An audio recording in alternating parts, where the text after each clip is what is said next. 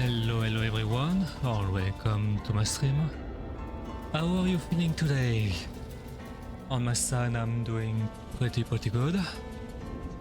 I am, as always, out of breath at the beginning of the stream because I do some cardio right at the start, just to, well, have my blood running around the body.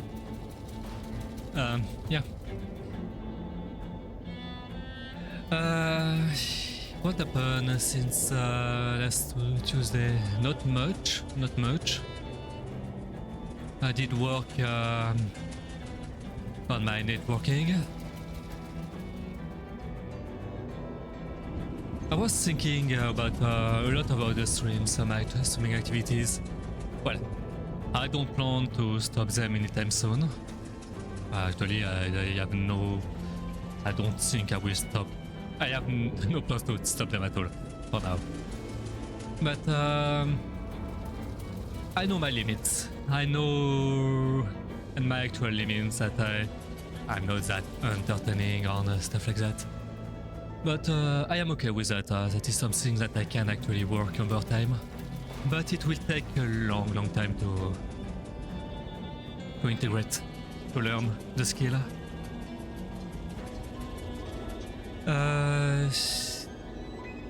I was also thinking that I would love to do something else than just playing video games. I mean, I love playing video games, that's not the problem, but I think I could do a bit more.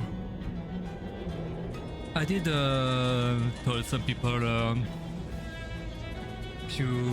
some time ago that I wanted to maybe integrate my sculpting hobby in my streaming activities, but I'm not sure how I will be able to do that. My desk is really small and sculpting takes a lot of place. And yeah, that is something that I need to take into account. And also how I will do it, since there is a lot of steps that will require to wait for the sculpt to be baked. So if I do a small part at the beginning of the stream and then I have to wait 30 minutes for it to bake, then 20 to 1 hour more for it to be, well, to be cold enough so I can work on it again, that will not be worth it. I also would like to integrate more my other hobbies on well, what I learned when I was in school. I had a very classical education. Lot of when I did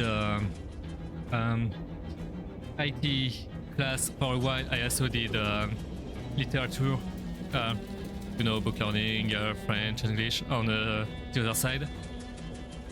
And I love to read classics a lot.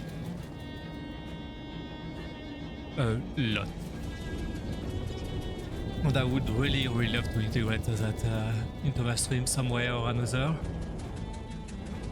But I still have no idea.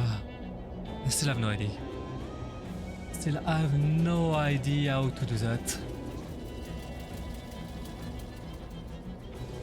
I mean, if I want to just well, recite part or quotes or stuff like that from the books or theater pieces, I will need to improve myself, my recital skill, my eloquence, and articulate my voice way better. And while I am much better than when I started in May, much better, I'm also still very far away. I know my skill, I know my level, and yeah, there is a lot of work to do, and it is a long time away. I've been trying. I wanted to maybe speed up the process. I started working on resetting The Raven from Edgar Allan Poe. And it is painful. In my head, when I read it, it is perfectly fluid. I know I can hear the music, the sentence doing the order, but when I try to speak them, it is different, completely different thing. So I will try again. I will not stop. So you should be. I hope you'd be excited for it. Wait for it. I will take my time. It might take a few months, but I will release it at some point. The Raven by Edgar Allan Poe. Post The Raven, nevermore. I have a lot of work to do. A lot of work. Same for poems. I would love to actually recite poems. I'm not being into them. Actually, I pretty much know nothing about poems, but I would love to recite, learn how to recite poems. I could do it in French, since the most part, well, the good thing about poems is that you don't have to listen to them in your language. You can hear the music of the sentences. I would also love to talk more about books themselves, the authors maybe, Borges, Mishima, Tolkien, Shakespeare, yeah. I have a lot to talk about. And then movies. I'm also a big fan of movies. I watch them a lot, like well, I already talked a lot about movies recently, since I went back into watching them after my break when I start streaming. So yeah, I have a lot of things on the side that I could use to improve my streams, but I still don't know how. Oh, hello Sidonia. Thanks for the luck. I will start the game very soon. I'm just talking a bit about my streaming activities, how to improve on stuff like that. So yeah. What else could I talk about? I think that is already. I think that is all for today. Let's continue the game. Let's continue the game. Shadows of Loathing. A very silly and goofy game about a Lovecraftian story by the creators. Oh, I need to switch my. I need to switch my shoes. It was fun the first time. But I don't want to hear that clink, clink, clink, clink, clink, clink all the time. Okay, so last time I managed to get into that park. Oh, now I have to do some odd jobs for that guy. Very, very silly and goofy jobs. Anything else you need done? Well, that depends. What kind of contractor are you? I'm, let's see, a plumber. Well, that is plumb convenient. Our fountain stopped running because it requires real specific water pressure. And the pressure we get in from the municipal water supply has gotten unreliable lately. So I need someone to go down and adjust it. I will unlock the manhole for you. Okay, sounds easy enough.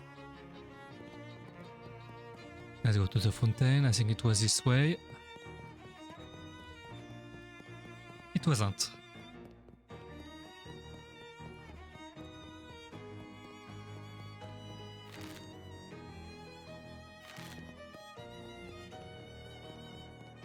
Maybe I need to go down. It's a sewer level. Oh, quaint. Yeah.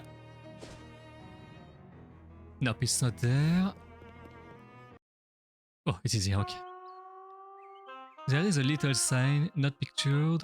By the way, hello, Girjo.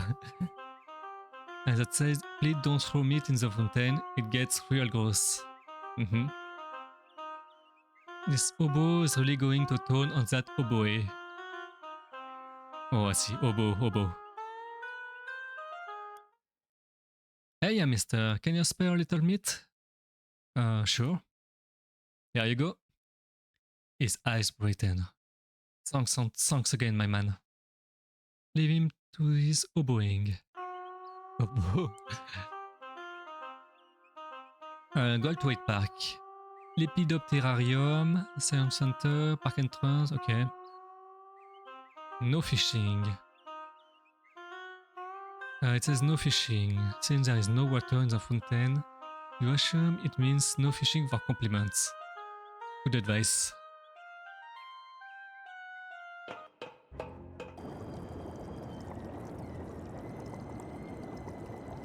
The note says stop messing with the switches. The fountain does not work unless the pressure is exactly 40 gallons per minute. The gauge reads 57 gallons per minute. 7 gallons per minute. Okay, this one is 50 gallons. Turn it on. This one is 30. 15.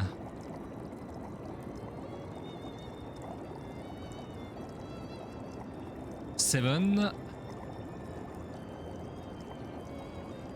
48. So I don't want that one. I maybe want that one. 30.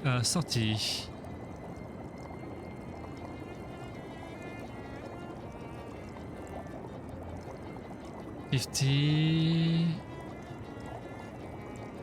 53. 50.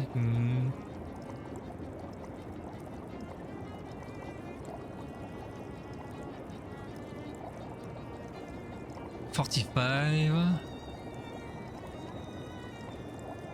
18.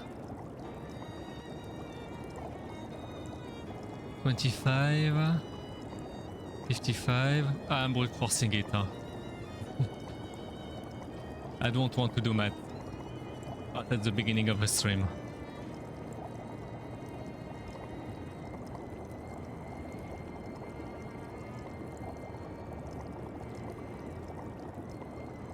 Uh, 3 gallons. 18. 25. 75. Wait. 55. Oh, okay. It is done. I don't think I visited the whole thing. It is a very old manual cover. Is there anything here? Nope.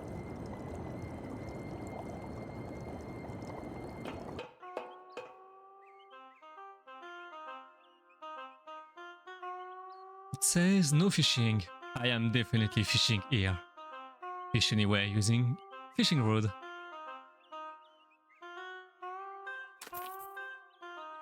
You gain 10 meat. How did that even get on the hook? I don't know. You gain 8 meat. How did that even get on the hook? Continue fishing.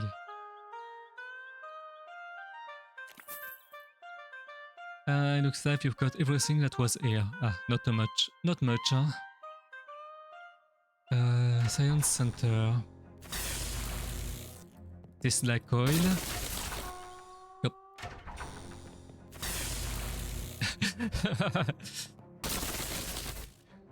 The Tesla coil and the Edison coil are really going at each other, huh?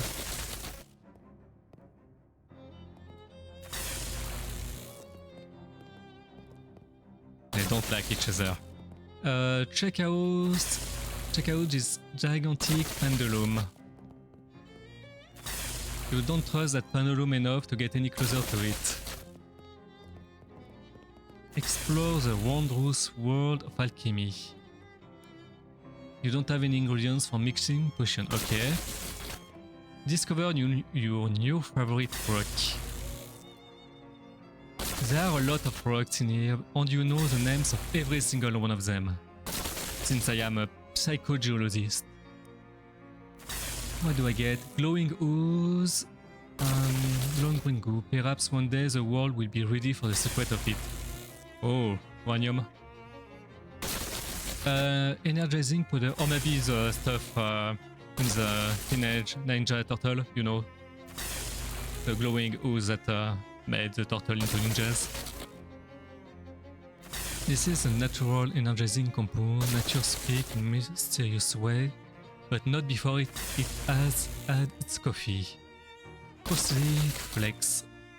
It is like snow but in flake form. Can you imagine? Complimentary dihydrogen monoxide. No song that's dangerous. That is just water, man.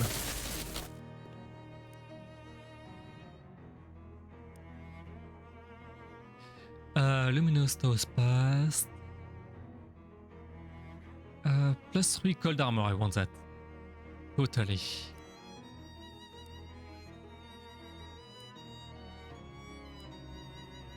Do I want an uncrafted coffee? Yeah, could be useful. Gizmos. This exhibit will be more educational if any of the gizmos were labeled. Yeah.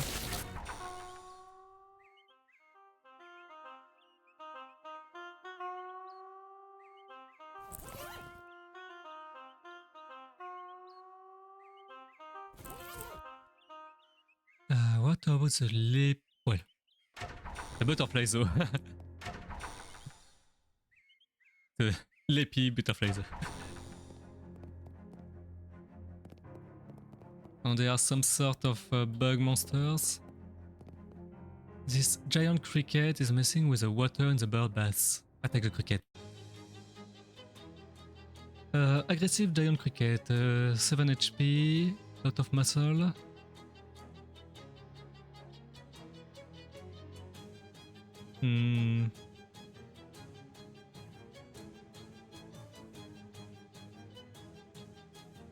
What about this one?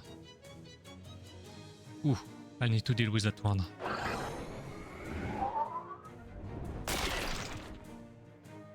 Can I kill? I can kill it.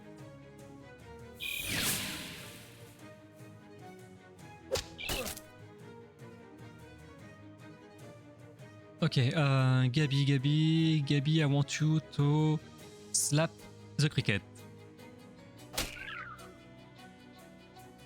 On Vedal, you can just heal me.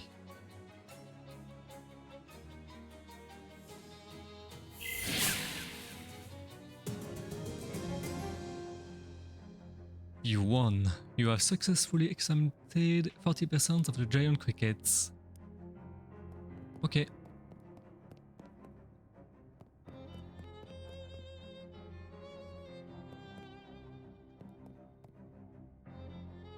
This giant cricket is investigating that butterfly house thing. 3 of them. Oof. It is going to be more of a problem. I don't have any IP. Well, good thing. I don't want to use Polar Wars grenade in that fight.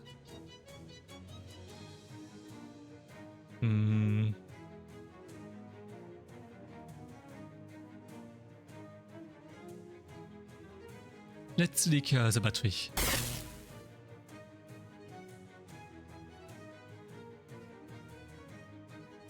Okay. Moxie.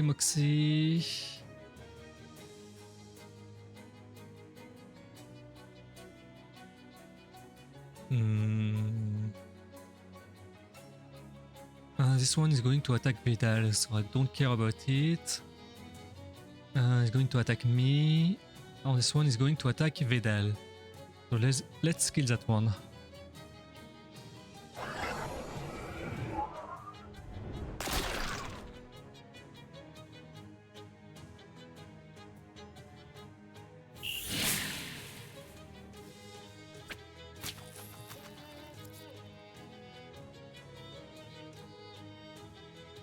Hmm.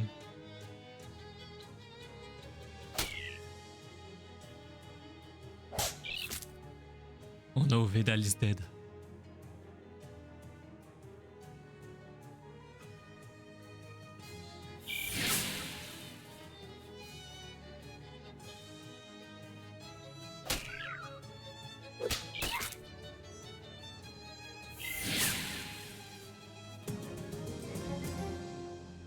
You won. You have exterminated the last of the giant crickets.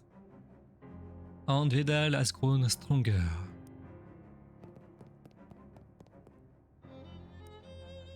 Hey Agabi, everything alright? It sounds like a cat meowing. Okay. Have you lived in Ocean City long, Gabi? Oh yes, all of Gabi's life is there. Gabi's great-great-great-grand Gabi came and popped just some blocks from over there. After popping, as they would say. Whoa, so your family's been here for quite a while, huh? Yes, 14 years.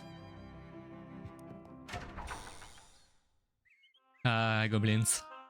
They really don't live for long. I got rid of the gross monsters in the Lepidobertubu biome or whatever. Did you know they were actually giant? I don't want to know what they were, thanks. I like to sleep at night. Here is your official city payment. 75 meat. Oh, nice. And I fixed your fountain. It is running nice or smooth now. Terrific. Here's your official city payment. More meat. Anything else you need done? Well, that depends. What kind of contractor are you? Security guard? A security guard? That is awful humble for a police officer. What? I mean, since the municipal police force was entirely replaced with contractors, you might as well call yourself a cop, right? All the rest of them do. But anyway, that is neither here nor there.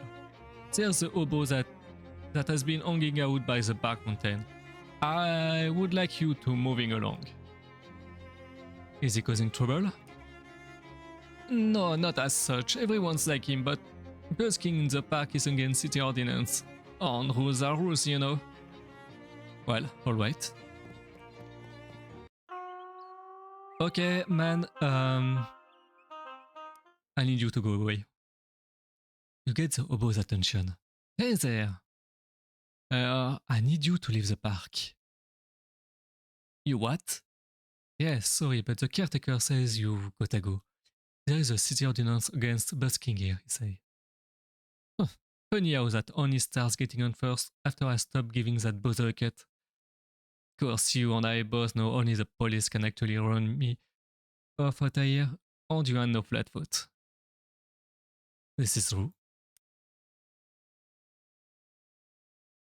Oh, interesting. Interesting.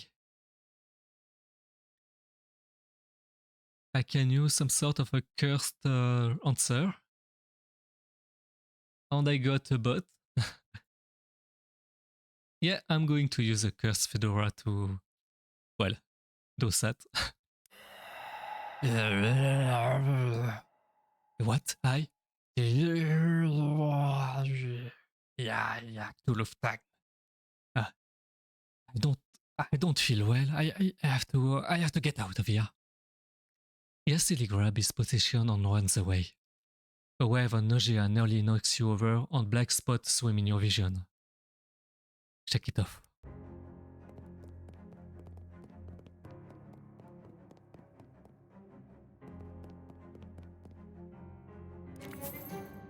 I got the hobo to leave. Did you beat him up? What? No? Are you sure you're a cop? Just kidding. Here's your official city payment. Thanks. Anything else you need done? Well, that depends. What kind of contractor are you? Landscaper.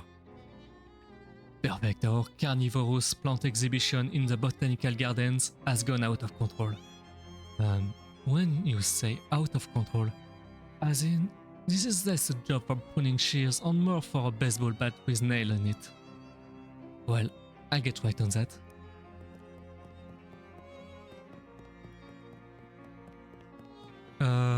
was it? Ah yes, advanced gardening.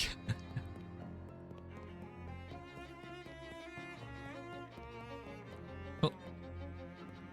You found it. The world's least remarkable rock. I can reassure it since I am a psychogeologist. You teach the rock to love itself for who it is. You gain 5 XP. There is a bench here so people can sit and stare at that rock over there. This rock feels better about itself now.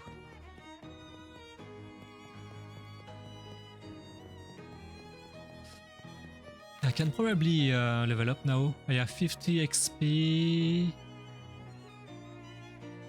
I actually can't. Okay.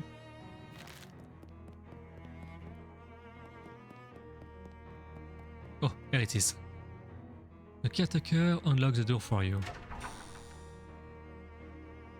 You enter the botanical garden to find it overrun by dangerous looking weeds. Yikes. Tea. Drink plants while looking at plants. A nervous looking thin man's the tea counter. Earthy with tea. This tea is so thick that it is almost a porridge. Yep. Triple mint tea. None of these three are mints you have ever heard of. This botanical garden is really good. Okay. Weak mushroom tea. It is actually doubly weak because the mushrooms were weak and they also didn't steep them for long enough. Ah, what a shame. Only one of them should be enough for now. It is a control system for the botanical garden, extremely complicated watering system. Okay. Northern beer, barrel cactus, not beer removed due to prohibition. Northern palm tree, do not punch. Don't tell me what to do.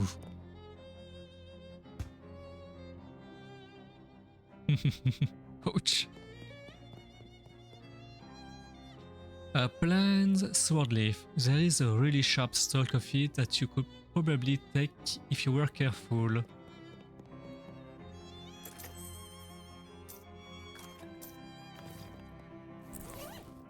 Where is triple mint?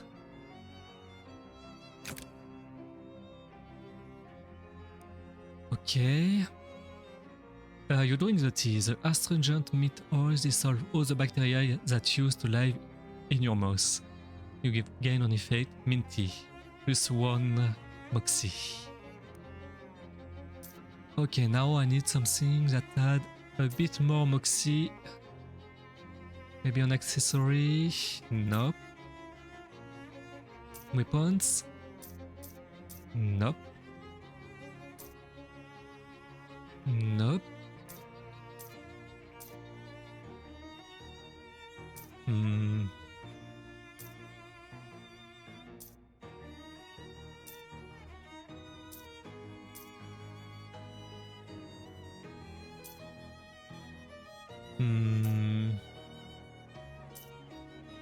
Can't use a potion.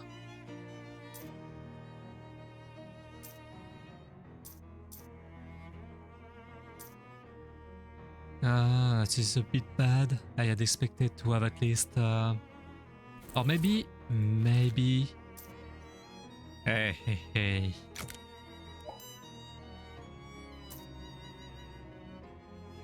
Actually, I have enough XP to buy some stuff.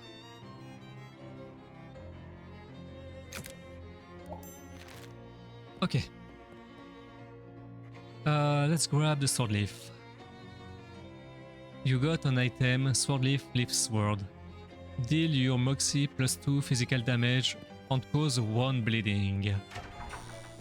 Which is a better weapon that I have right now with my moxie. Yep.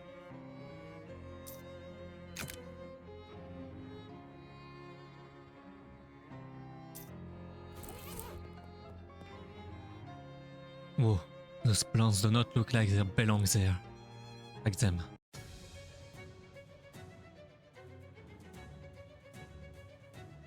Okay. Invasive plant, 7 HP, 4 damage, 5, 6 damage. How much do you have?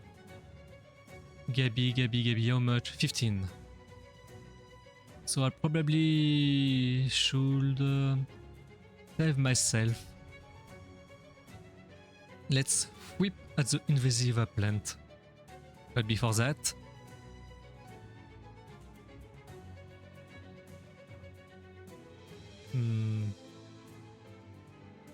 yeah.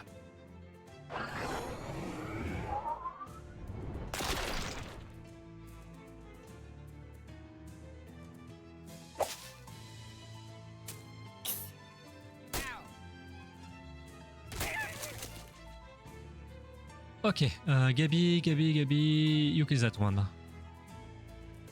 Save the turtle.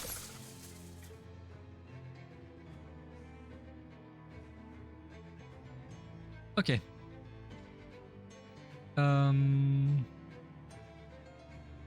Let's do that.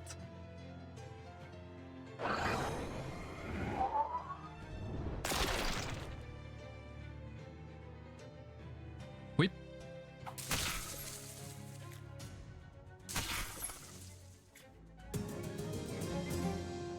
You have successfully weeded the botanical garden. Excellent. Wetland Nasty Bramble, donated by a patron with no regard for the safety of the staff. Joshua Tree, named for its discoverer David E. Tree. It is probably a reference to something, but I don't have it. Igress, caution, avoid prolonged eye contact. Island Bone Bush. We are beginning to believe that this specimen was donated as a joke.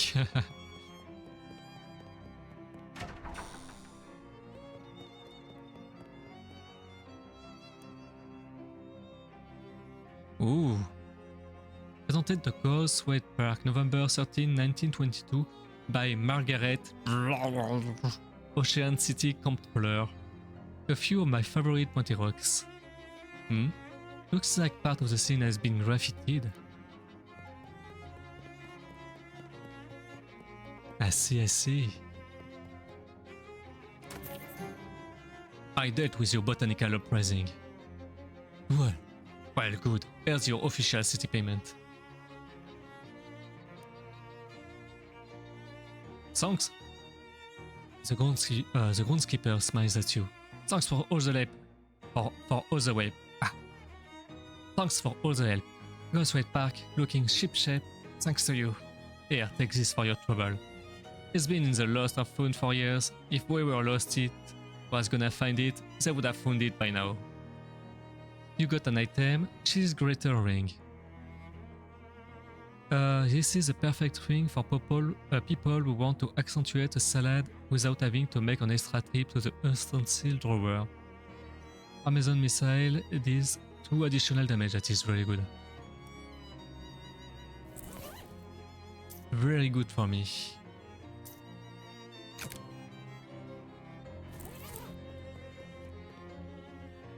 Okay, what now? What do I have to do now?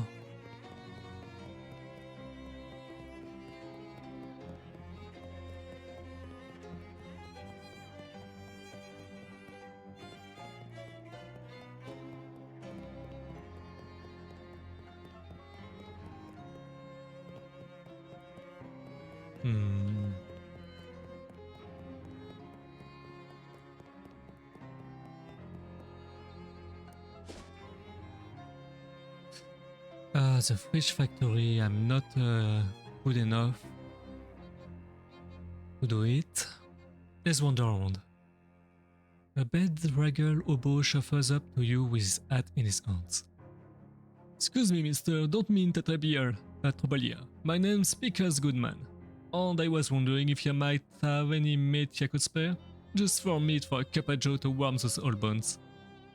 Well, what? What's in that sack you're holding up? All bones, like I said. Sure, here you go.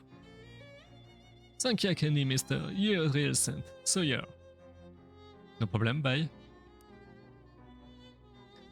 I really hope that I'm not wasting so much meat on those hobos. While meandering the streets of Ocean City, you encounter a man carrying a medium-sized piece of luggage. Not brief enough to be called a briefcase, but unsuitable as a suitcase for more than 2 sweets. Hey there, friend. You look like someone who appreciates a fine pair of pants. Do I? What does that even look like? Astute, discerning, even dare say, perspicacious. Perspicacious. I have never met anyone who dared to say that word before. Listen, I have got a pair of pants here that is gonna knock your socks off. What? He opens his case and pulls out a pair of slacks that are only stiff and shiny. Feast your eyes on these babies. What up with them? Wax slacks with as durable wax-infused trousers, grease will slide off you like grease off a duck's leg. This is kinda good. They're waxed, guaranteed grease-proof, and they're yours for only 20 meat. Yeah, I want them. Do it. This is one pair of pants you aren't gonna regret. Hey Cyber, how are you today? I'm doing good. I'm doing really good.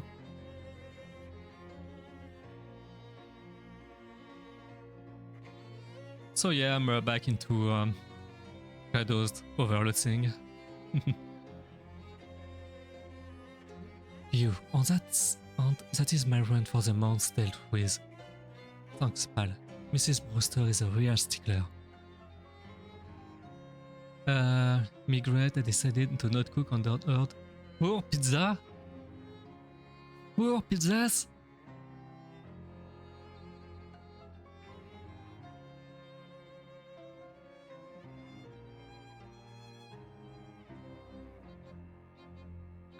You will eat them over 2 days. Oh, okay.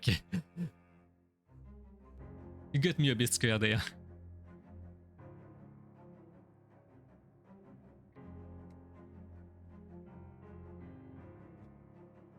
Mrs. Brewster? Yeah. She runs a boarding house that me and a bunch of the other guys stay in whenever we're in town. If you ever need a room, you could do a lot worse.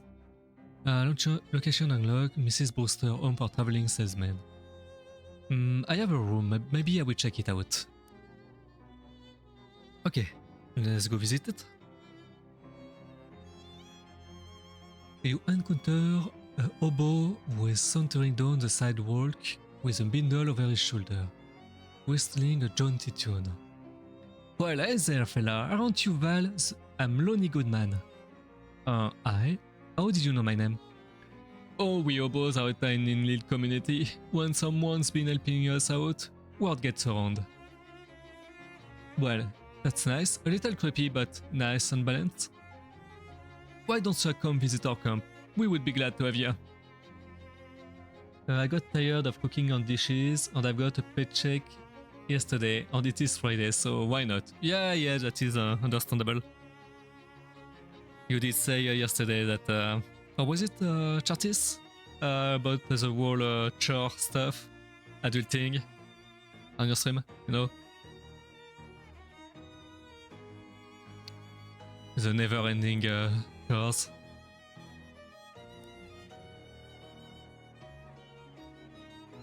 Well, you just enter on 12th Street till you see the lot where the old hardware store used to be, and then you take you know what, this will be simpler if I just mark it on your map here, yeah? Yes, please. He takes out a pencil stub and marks a cluster of little bugs on your map. Come on by any old time. Sure.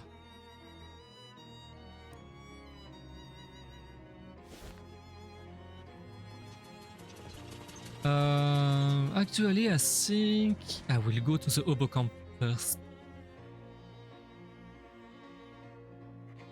You hear a wet, burbling noise coming from an alley and cautiously peer around the corner. 2 more of those weird fish-headed guys are rooting around through the trash cans. You don't think they are the same ones from before, but since you are not usually familiar with anthropomorphic fishmen, it is hard to be sure. One of them suddenly looks up and blinks in your direction. Trap, did it see you? Your block globe. Okay. Two choice. I can fight them, I can sneak past them, or I can use an item to, well, pose them down with a setzer. What should I do?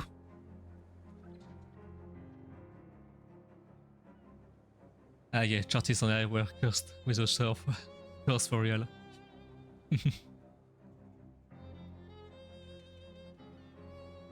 What should I do? I will not surrender.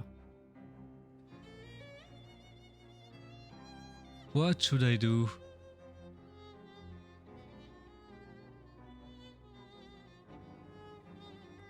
You guys have a suggestion?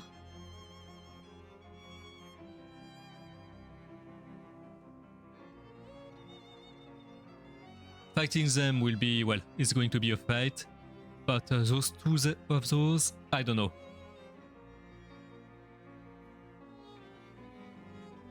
Those three options, there's no problem with them. I don't think I'm going to have anything negative about them. So, whatever.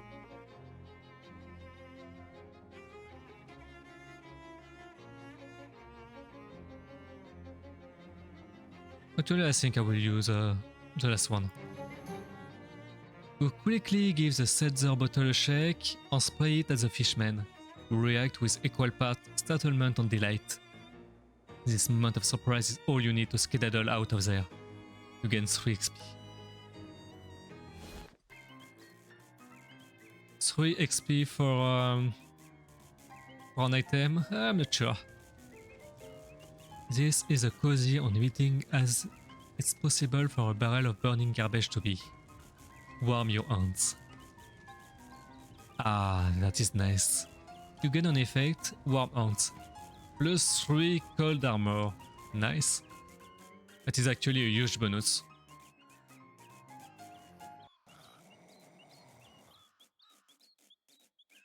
The shut-eye wagon. Probably should not mess around in here, you will wake people up.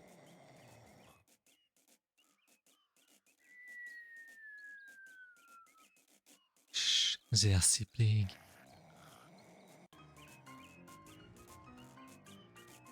This guy is in a state of washboard-induced ecstasy. Whoa, you're really going to town on that washboard. Yeah, I love the fast staccato rate it makes. It is pretty good. I bet some days there will be fancy electrical machines that do it really good. Till then, so... Folks call me Washi, by the way. Hi Washi. I'm Val. Actually, I've got nothing to ask. Sorry about that. Hey, no problem here. See you around. Let's go into the grub wagon. It's a hobo bar. Due to supply chain difficulties, the grub car is currently BYOJ. Condiments are still available to camp residents. There are ample condiments, but you don't feel right taking any. This guy really jazzing up the place. Hi there, I'm Val. Howdy, they call me 52 Tees Thompson. Or just 52 for short. Is that because of the 52 white keys on the piano? No. Whoa, it's lucky that they happened to find a piano for the camp. Oh, I brought this baby with me. On foot? How? Well, it took a few trips.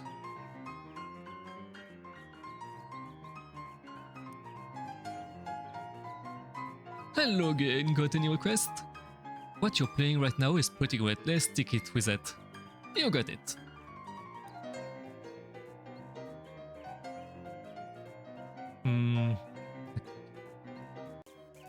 I guess this area is for later, huh? This is the hobo lady you met at the boardwalk earlier. She gives you a smile and a thumb up. Hi there, Dusty, right? That's me, and your name was Val? Got it in one. Great, how are you keeping, friend? Oh, no complaints, that will make any sense to describe. How are you liking the camp? How are you liking the camp? It's real nice, everyone's real personable, even if most of them are a bit quirky. I'm thinking getting a poker game together, if I can anyone with a full deck. Ha ha. See you around. Cryptography.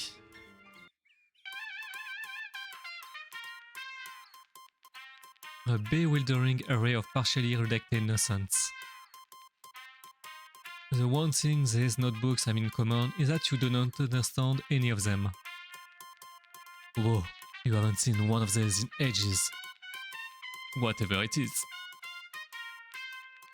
You don't even understand the title of these books, much less their contents. This device seems to have music coming out of it. I guess so. Okay, mister, a hobo is flipping through a worn book, occasionally stopping to check the strange machine next to him and pencil some notes in the margins. Hi there. Huh? Oh, hello, you must be new here. I don't think I have seen you around before. Yeah, my name's Val. Pleased to meet you, I'm Letters Mike KB. Is there anything I can assist you with? Why do they call you Letters? I'm an expert in microcryptography, aka Obocode. Are you familiar with it? No. What is that? It's a system of pictographic elements that can be written unobtrusively on walls or carved into fence posts, etc. They are traditionally used by hobos to leave messages for other hobos. To mark a house where your cupboards are charitable, for instance? Or to warn of a vicious guard dog? That sort of thing. I'm working on expanding the system for more general communications purpose. That is pretty interesting. Is there anything I can assist you with? What is the book you're reading? This is the Obocode manual. I can teach you the basics if you'd like. Sure, that sounds useful. You spend 10 minutes or so going over the basics of Obocode with letters. Every time I'm reading Obocode, my mind switches to Robocop. It teaches you some of the most common glyphs. If you'd like to know more, just ask any hobos you meet. They are honor-bound to assist new learners. That is the Obo Code. You got a perk, Obo Literacy. Neat, thanks. Is there anything I can assist you with? What's with all the stuff in this room? Stuff is a little overbroad of a topic for conversation. Feel free to point out any particular object you want to ask me about, so I'm always happy to be informative. Okay. Let's start with that one. Hey Letters, what's this thing? That's a teletype machine that we salvaged when they shut down one of the local post office branches for cutbacks. We are patched into the local telegraph network so we can communicate with some of the other Bobo communities. Neat. You've got a lot of notebooks here, Letters. Yes, all my notes on the Obo code. More notes on code on languages in general, as well as my studies on radio telemetry, telegraphy and telephony. I think my own recipe book is in there somewhere too. Did you write all of this in code? I can't make out a single word. No, that's just my handwriting. I see. Say Letters, what is with this poster? Those are some general purpose Obocode glyphs I'm working on. There is a bunch of them that are blacked out though. Yes, well, they are still experimental, so I decided it would be wisest to take some precautions. Huh.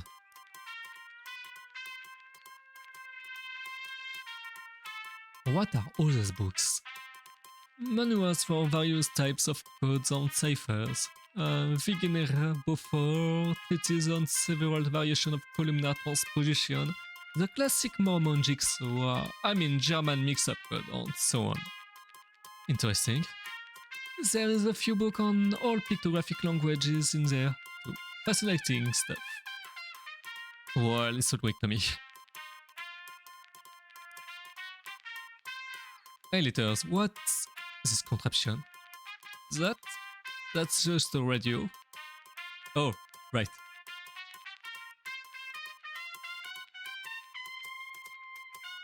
What's this machine you're working on? This is a non-level radio encryptionograph from the Color Wars. I'm trying to modify it to work with Obocode.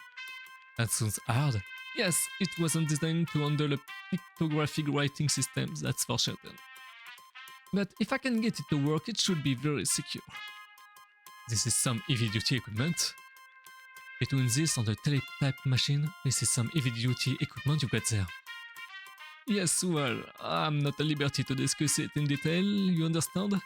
But Secure's line of communication are going to be quite important if Johnny's plans are going to come to fruition. Well, now I'm triggered. So you will have to talk to him about it yourself. I'm okay then. Who is Johnny? What is his plan? A desktop radio. Hey letters, what's the deal with this? It's a ham radio. What's it for? Listening to stuff about ham. Gotcha. A ratty old shoebox slushing in the corner. Hey letters, what's in this old shoebox? Old shoes, you wake up to them. You try to pick up the box but can barely lift it. Jeez, what kind of shoes are these? Hand-me-down boots, they have been passed from oboe to oboe for generations. Probably about 50 pounds of metal reinforcement on them by now.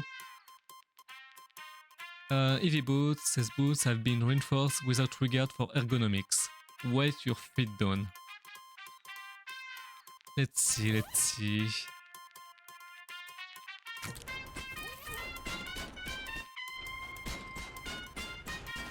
I see. It made make me have a really silly walk.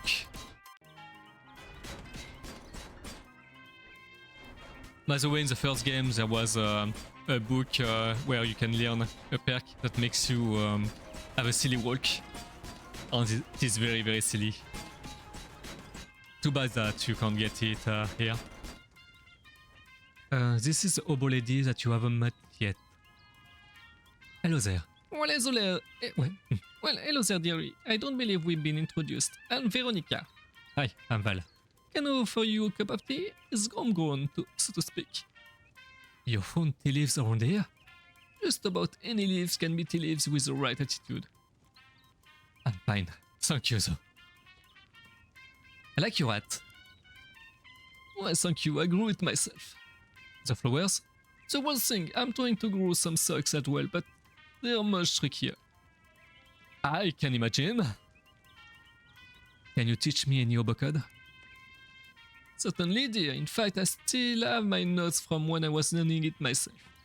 She refers through her handbag for a moment and hands you an old sheet of notebook paper with some squiggly glyphs written on it. Thanks.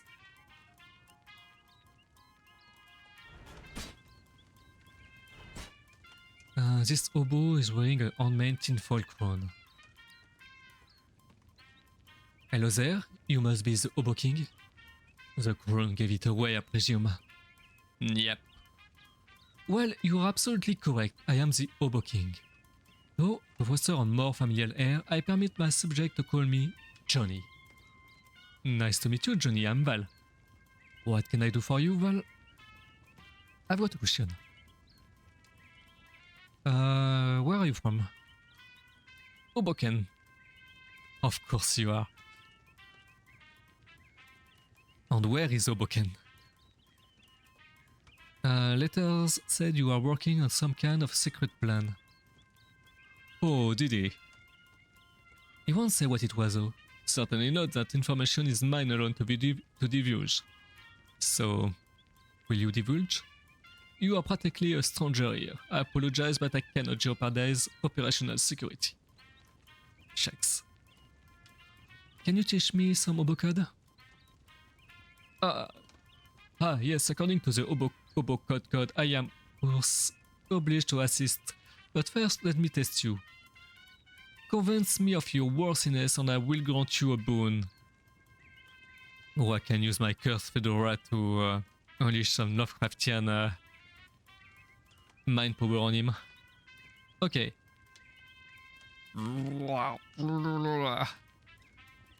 What was that? I didn't quite catch it. Is that some kind of mind trick? That won't work on me. My crown is made of tin foil. Oh, rats. I'll get back to you on that. Okay, I need 3 mysticality. 3 mysticality. I have 3 mysticality.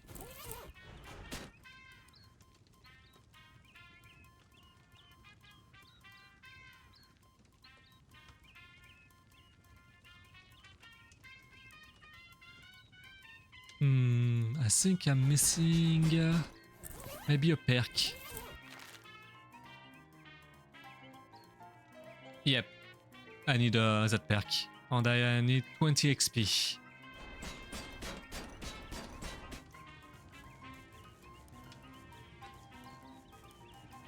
Got any Orboki code tips to share? Oh, letters gave you the long down on the code, eh? Sure, I can teach you a character or two. We put an old copy of the racing form out of her pocket and scribbles some glyphs in the margin with a pencil. Okay.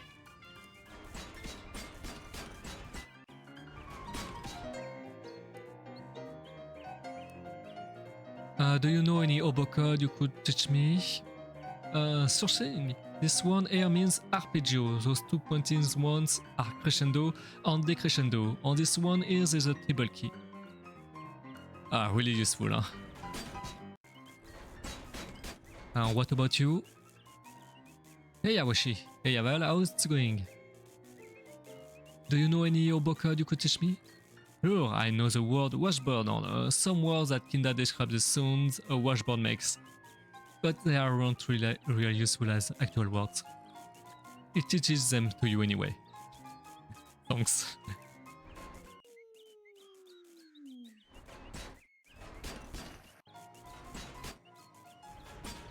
Okay, that's all for now here.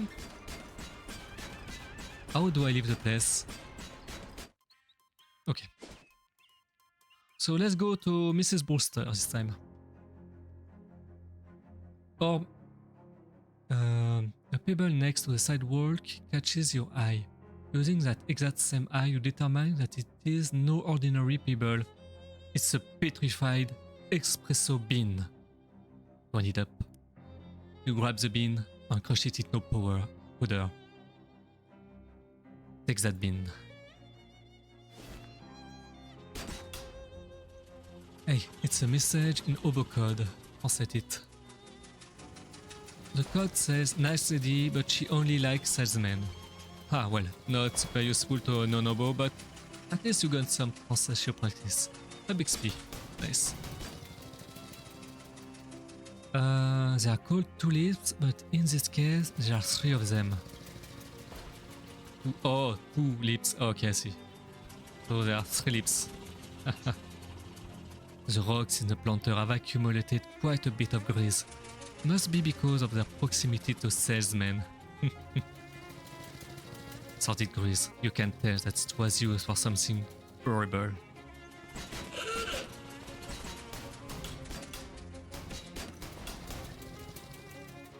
If you are bored by this boarding house, you could always just leave. Oh, okay, I see. Mrs. Brewster, home for traveling salesmen. The door is not locked. Head inside? Sure. As you enter the boarding house, you discover some kind of hula baloo, or perhaps a kerfuffle. A stern-looking middle-aged lady is surrounded by 6 agitated men, all talking over each other. Listening. Gentlemen, I insist you settle down at once. We won't get the bottom of this with you all acting like panicked school children. Mrs. Brewster, you've got to call the cops? Was this tone calls police, I wouldn't trust to solve a jigsaw puzzle, let alone a serious crime. And I won't have those hooligans turning my house upside down. But there's been a murder? Somebody has to do something. What you can all do is go to your rooms and let me think. Good gracious. The men file up the stairs, abashed but still fidgeting nervously. Let's talk to the woman, shall we? Excuse me? Mrs. Brewster say, exasperated. I'm sorry, I don't have any vacancies, or, well, I suppose I do, but I can't let you have the room until this whole mess has been sorted out. One of those men said something about a murder? Yes, it is absolutely ghastly. One of my lodgers was murdered in the night, and nobody heard us or saw anything. I'm practically at my wit's end. Let's offer to help. Oh, like the Belgian fellow in the mystery novels? Is she talking about Hercule Poirot? What? Sure. Well, that is marvelous. If you can solve this mystery, I can pay you quite reasonably.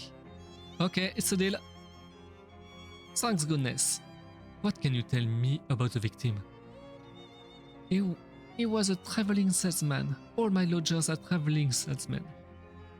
What did he sell? Oh, they come and go so frequently, I'm afraid I haven't the foggiest idea. Well, how did he die? I'm not sure, the body is missing.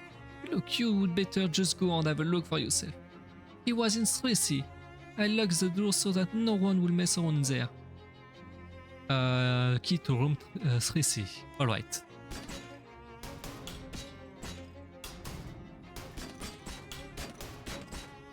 I really like the decoration. The French list of the royalty. Tiny oil paintings of precious borders. The radio plays agreeable music at a polite volume. Very polite and demure. This potted flower saw nothing. The bathroom door is locked. Do you have something to say, Gabby? Nope. Not a crumb to be found on the dining table. Mrs. Brewster keeps this place spick and span. A little note next to the phone says, "Do not use phone." Only Mrs. Brewster is allowed into the kitchen. Yeah, no, this sunflower, this sunflower seen something. Yeah.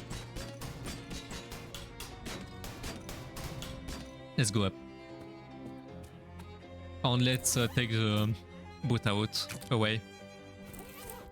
Yeah, better. Room 2C. Lock on the door. You should probably check out the crime scene in 3C before trying to interview the lodgers. Clonk, clonk, clonk, clonk. It's a communal at track, but nobody is using it at the moment.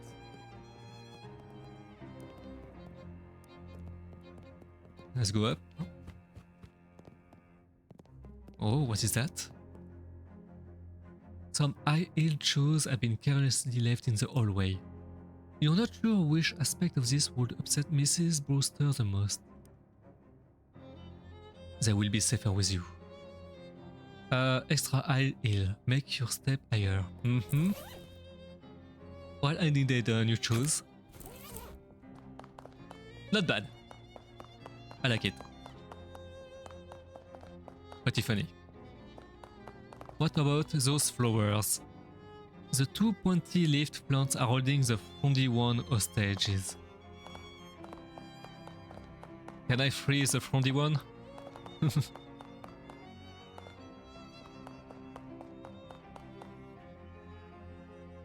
Just high enough to be recognized by the Ministry of Silly Works. Yeah.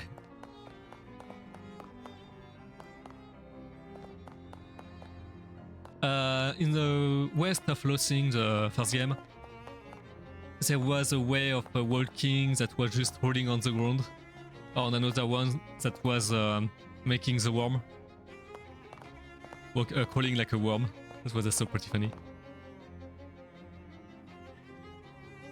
It is room 3C, the site of the incident. I don't know which walking is better. Yeah. You unlock the door and put the key in the secret pocket you use for things that won't ever need to be referred to again. That is a good pocket that I want to have too. You step into room 3C and discover, holy crap! A massive pool of blood on the floor. Unlike Mrs. Brewster said, there is nobody in sight. Investigate. That is a huge pile of blood. Holy jeez, is there even this much blood inside a person?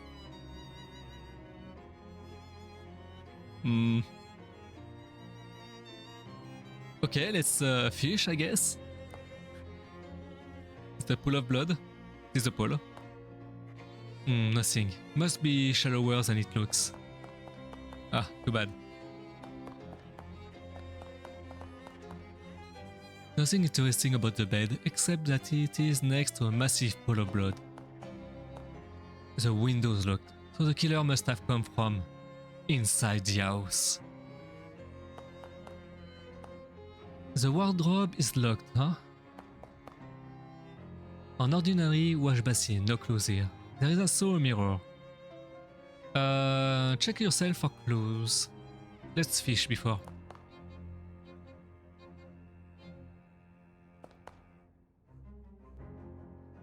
You won't be needing this anymore. You got an item handful of clean water. Pure water untainted by even a container. You're an alley with on fire, good. You look at yourself in the mirror. Hi, Val. Oh, I can change my expression. Let's do that. Let's see.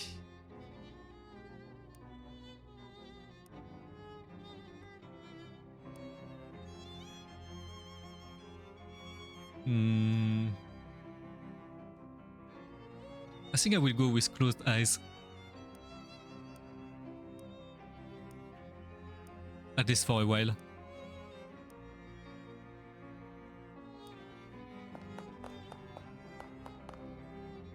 The wardrobe is locked. Let's check under the rug. You roll up the rug and... What the heck? There is a crazy occult diagram underneath it. The lines and glyphs appears to have been burned onto the floor. You can see little blobs of melted candle wax at the points of the dodecagram, and it even smells faintly of weird incense.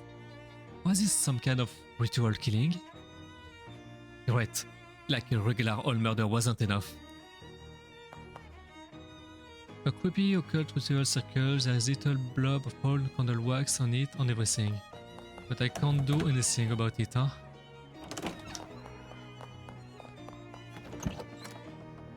What about you? Room 3D. It would be best if you report back to Mrs. Brewster first.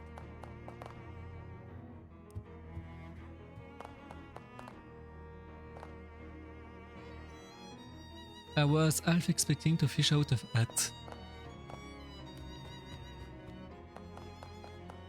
I guess. Well, Mrs. Brewster, I have had a look in room 3C. Did you find anything? I found a huge pool of blood. It was really gross.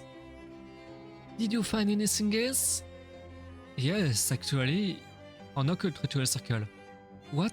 Oh my goodness, you think it was some kind of black magic sacrifice? I'm afraid it looks that way, yes, madam. Well, I'm always felt a lodger's religion was no business of mine, but I won't stand for this one bit. Are any of your lodgers involved with the occult, do you know? I do recall that one of them specialized in selling occult supplies and paraphernalia, but I'm afraid I don't remember which one. You will have to ask around. Okay. Let's go up again. Goody. You knock on the door, and a nervous-looking salesman peeks out. What are you doing? What are you doing out in the hallway like that? Don't you know there's a murder on the loose? I'm investigating the murder, actually. Oh, thank God, somebody is. What do you know about the other salesman here? I know that there's a guy who sells occult stuff. I gave him a white bear, so all I know about him is that he doesn't live in the room below the sunglass salesman. Do I have to take note for this one? I see. Neither of them are the victim, by the way. Okay, thank you. Okay. I will need to take note.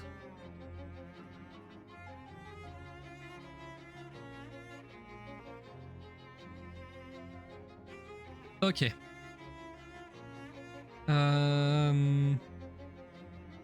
Occult stuff. Doesn't live. Doesn't live, I mean. Below sunglass.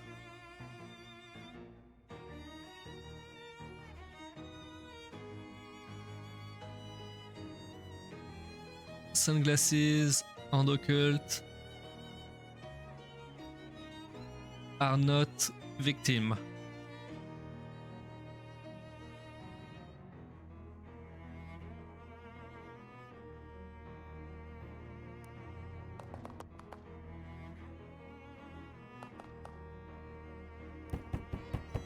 Room to see. There is no response. You try the knob, but the door's locked. Huh? Room to be. There's going to be a robot inside, I guess. An android. No, it is a glass man. You knock on the door and the salesman sticks his head out. Yeah? Oh, I know you. Oh yeah, you're the guy selling pants from before, right? That's me. What's up? Should I buy some pants? Not just now, I'm investigating the murder. Ah yeah, real aggressive business. Do you know the other salesman that live here? Not really, just a guy who sells those little Derringer pistol. He was complaining about the guy who lives right above him. That's the trinket and bubble guy, cause he keeps making a racket dropping stuff on the floor at night. That probably doesn't help you much, so... Okay. Derringer guy, right above him, trinket. I'll make a plan. Derringer. So Derringer is on the second floor, not the third.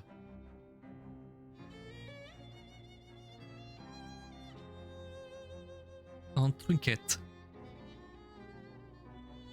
Okay.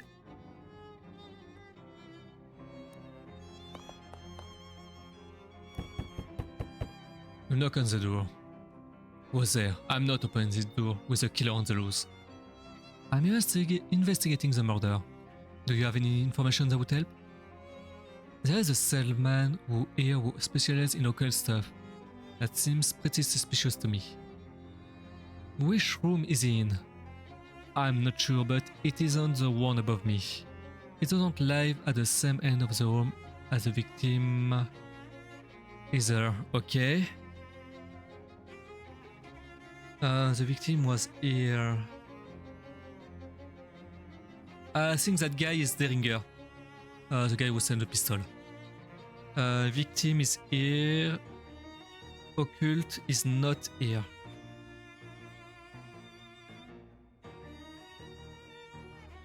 I think I know where he lives already.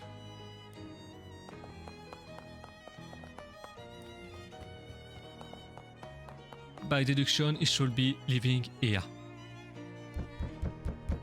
You knock on the door and a salesman looks out. Hello? Who are you? I'm investigating the murder. What can you tell me about the people who live here?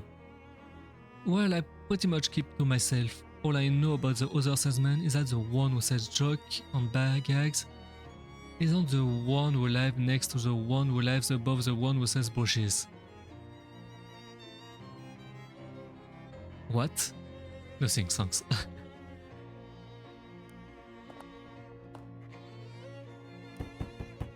You knock on the door and a salesman opens it. Hey there, something I can help you with? Okay, that is the problem. If that is a sunglasses man...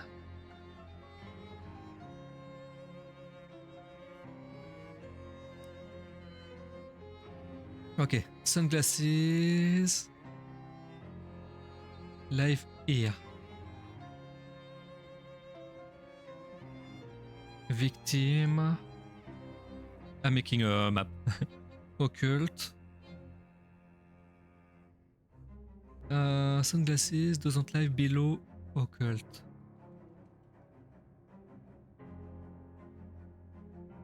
Okay, Deringer could be here or here.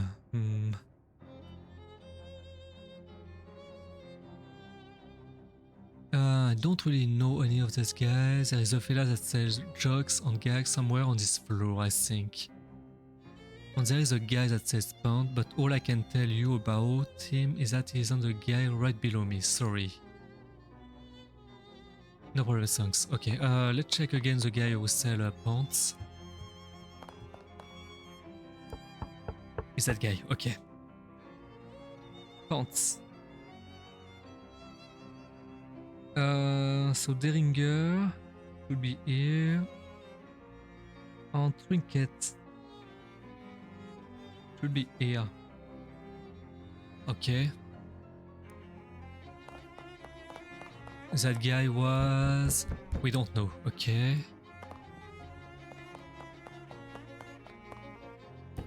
Nothing here.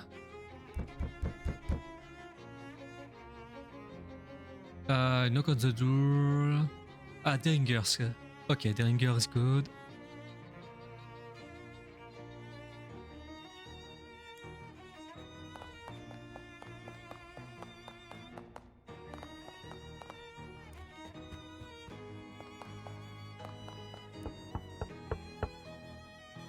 I don't know any of these guys, so I think there is a guy who sells brooches with neighbor with a guy who sells pants.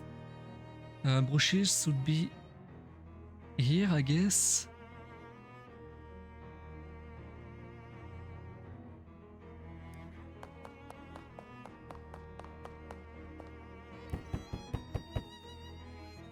A salesman who sells jokes and gags isn't the one who lives next to the one who lives above the one who sells brooches. Okay.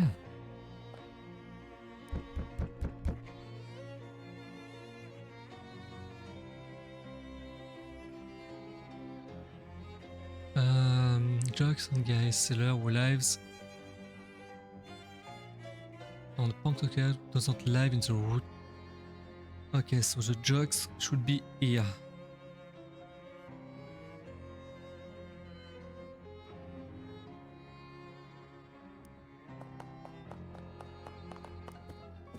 So what do I do now? Can I save? I can't. Excuse me, Mrs. Brewster, who live in 2C? They didn't answer and the door is locked. That is because 2C is my room. Oh, well, can I have a look inside? Certainly not, that is private. And you can't possibly imagine I would kill one of my own lodgers. That would be terrible for business. I guess you have a point here.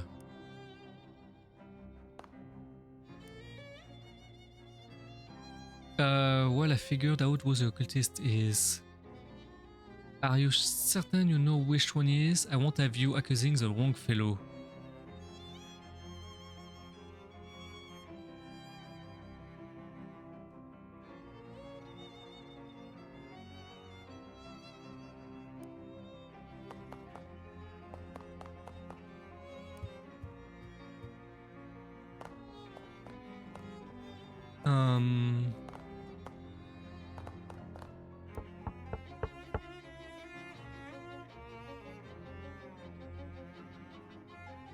All I know is that the occult salesman don't live in the room below the sunglasses man.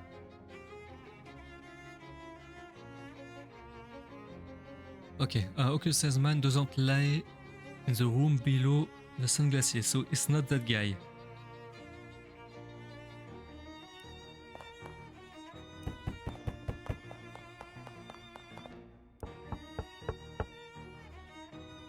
I know the guy who says Dillinger lives right underneath the guy who says trinket. Okay.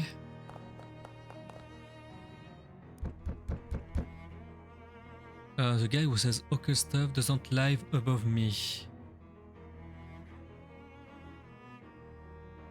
So it's not that guy. And doesn't live at the same end of the hall as the victim, so it's not trinket. That won't be Pants either. It's not that guy. It's not that guy. Okay, I got it. It's a joke. Well.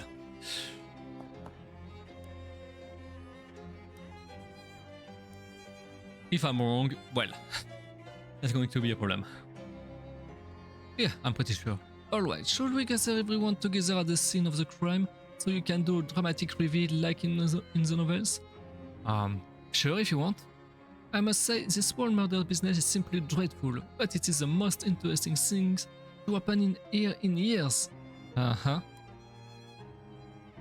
You head up to 3C, and after a few minutes, Mrs. Brewster meets you there, with a salesman too. Alright, well, I suppose you are all wondering why I've called you here today. I assume it was so you could tell us who did the murder? Yeah, that was my guess too.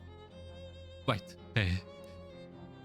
Right, yeah, well, as you can see by this word circle on the floor, this killing probably had occult significance. Occult significance. Therefore, the most likely candidate is the occult goods salesman who is...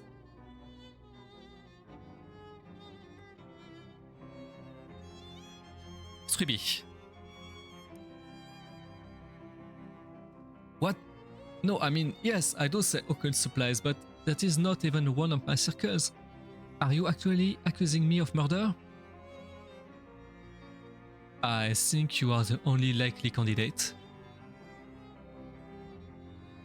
That is crazy, you are crazy. Tell it to the cops, but suddenly the wardrobe door flies open and the salesman jumps out. Haha, I fooled you all pretty good. Who the heck are you? I'm the victim, I said jokes and gags and stuff. How do you like my new giant fake rubber ball of blood? Isn't it a scream? Oh my god. I got fooled. The guy is not even dead. Here, let me give you something for being such a good sport, kid. We'll eat it in good health. That is why we couldn't fish. Yeah, you're right. This thing bears the insignia of the Fraternal Order of Traveling Salesmen, which is difficult to make out at this small size. But it might be a farmer's daughter. What? Make you more likely to encounter traveling salesmen. Okay. Now, if you all excuse me, I gotta roll this bull back up. On 9 people in this tiny room is 8 too many. Well, that could have gone worse. That occultist gentleman was quite offended by your accusation, but I believe he will get over it. Here's your pay, human. You gain 14 minutes, you gain 10 XP. Thanks, glad to be of help. I would say I will call if I ever need your service again, but I think one exciting thing happening here every few years is quite sufficient. If it happens again, I'm just going to screw everyone out. Good idea. Can I visit with the mystery of soul? There is nothing worth going upstairs for.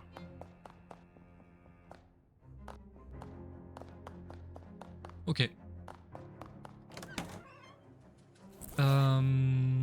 I do want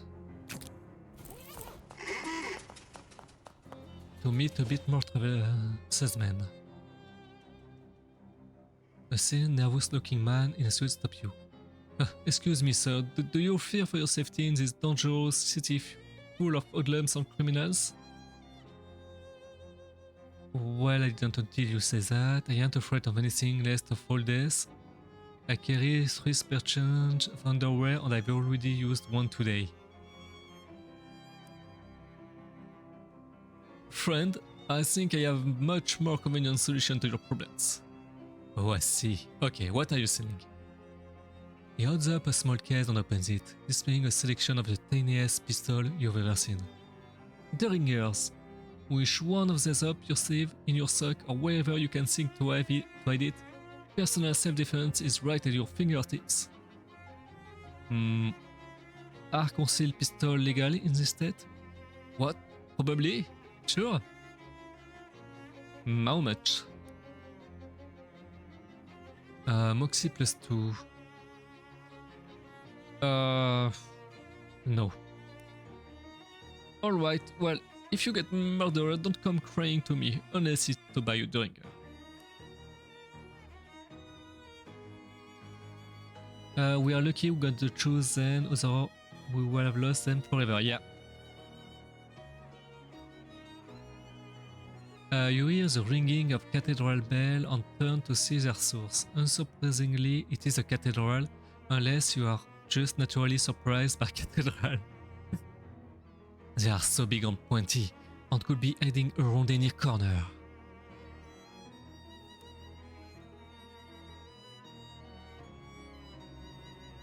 A young man weary of low dust apron swaggers up to you with a loaf of French bread on his shoulder and an arrogant sneer on his face. Hey man, this is tough boy territory. If you wanna walk down the street, you gotta pay the toll. What's the toll? 5 meat. That's all? I guess you don't really need the dough after all. Alright, now it is 10 meat. Oh, come on. Let's fight. Oh, look at him. It's a little dove baby. It's cute. And he's hungry too. Stanifer the dove baby. Stanifer's dove baby intends to heal Reinhard, the loafer, for 3 HP.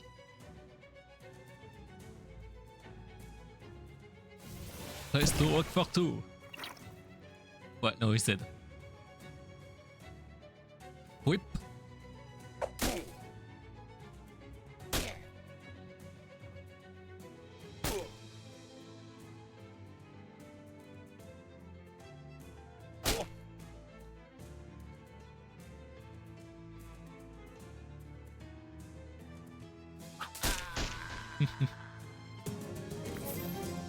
You won. Looks like this guy is toast. You've got an item, Chef's Hat. +2 to magical weapons attack. Oh, that is good. You got an item, Dove Buff Loaf. Nope. Okay. Can I go la center? I need that. Where is it? Where is it?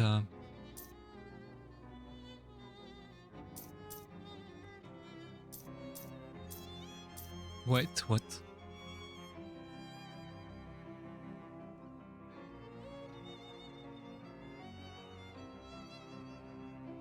Where is that item? You know, the one... Oh, Chef's Hat, okay. Ah, but I don't want to take my fedoras away. Oh well.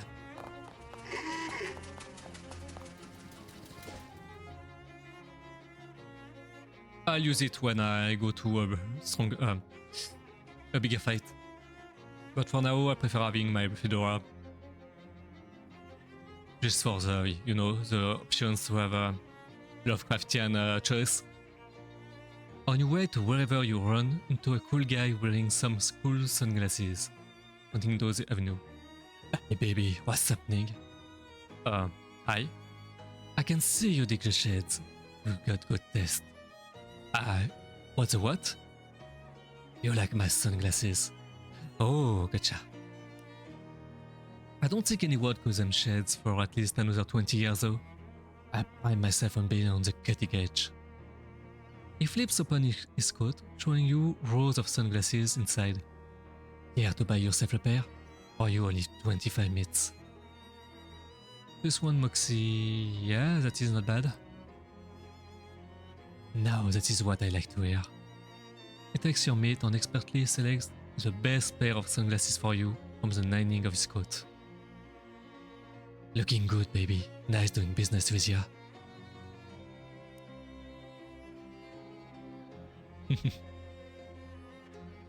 You find your path unexpectedly blocked by a huge pile of junk, a broken dock car, a bust lamppost, a couch with a spring poking out of it, and a wide variety of other assorted trash.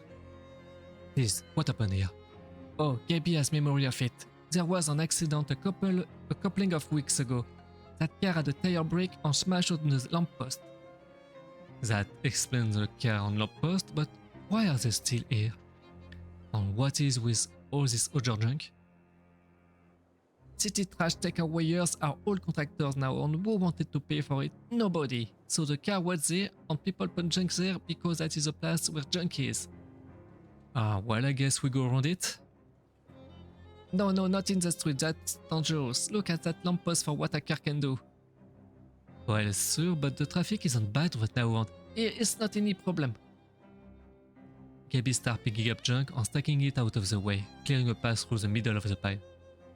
Sounds Gabby, but that is not really. Eva! With a mighty shove, Gabby ignores the wrecked car over on his side and wrestled it into a parking spot. Whoa. Gabby sure showed that car where car goes. Woo!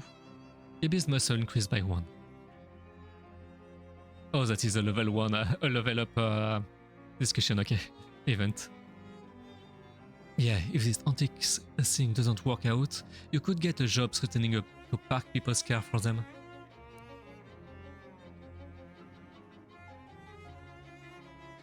On your way to where you're going, you happen to notice a guy across the street. In particular, you notice that he's sitting on top of a mailbox. He notices you too, and extends his arm toward you for a check. You call out across the traffic. Hi? You realize that I am about 30 feet away, right? Yeah, but I can't leave the mailbox. Sometimes I regret my curious nature, but I guess I will ask anyway. Why can't you leave the mailbox? Come on over and I will tell you. You can see an unlocked mailbox. Okay. Who's there? Val. Val who?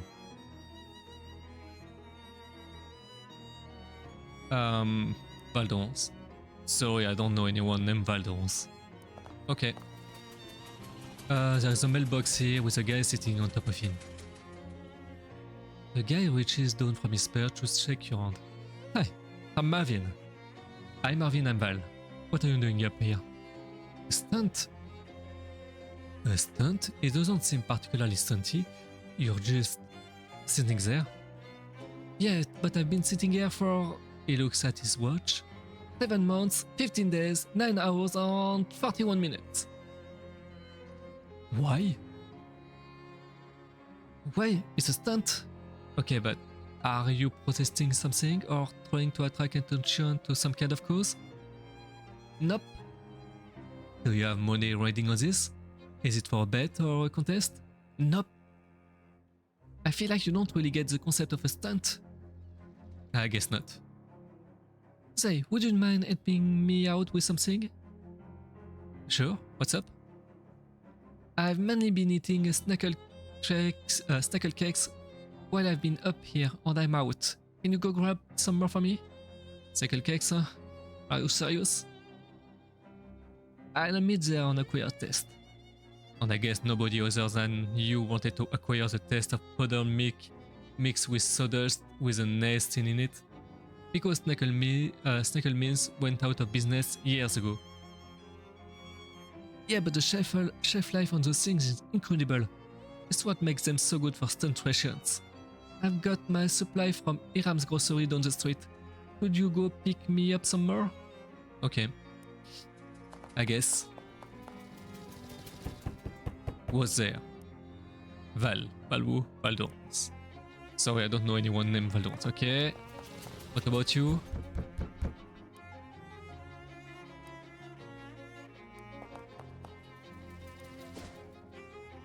Irams. You stop dead in your track when you see three of those weird fishmen lurking in the mouth of an alley up ahead. They are peering around with their glistening staring eyes and globing at each other quickly until one of them notices you. His two companions start stalking toward you, making a weird growling sound. Lob. Oh jeez, what even are you guys? Lob. Well, are you evil invaders? Or are you natives that were displaced by urban development, seeking to reclaim what is rightfully yours? The fishmen confer briefly. Evil? Okay, thanks. As long as we're on the same page. Soda in the hole! You shake the dubious soda can until the balls start to rattle. Then pop the tab and hurl it at the fishman. It explodes in a spray of sweet carbonated water, which they like, and glittering aluminium shrapnel, which they don't. The confluence of these two conflicting emotions confuse them plenty enough for you to make your escape. Oof, glop. How many XP do I have now? I have 43. Can I maybe... I can't bewitch.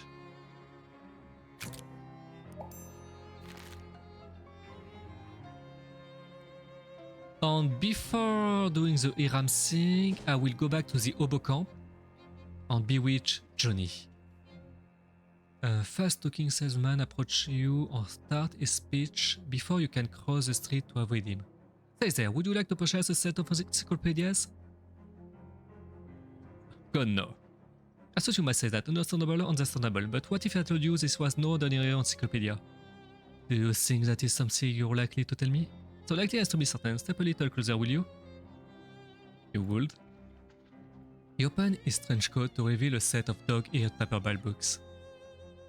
This is no collection of boring facts, this is an encyclopedia of Blue Homer, a multi-volume collection of the lewd and massive used, a trove of truly tasteless treasure. It's a set of books of dirty jokes? Precisely, and it's here for the obscenely low price of the 200 meat. Okay, surely shocking jokes, complete set. A set of dog-ear paperbacks filled with offensive jokes. Somebody must have carefully assembled this set out of individual volumes found in 50 public bathrooms. Grants an upgradable skill. Oh. 200 meat, that is very, very steep. Very, very expensive.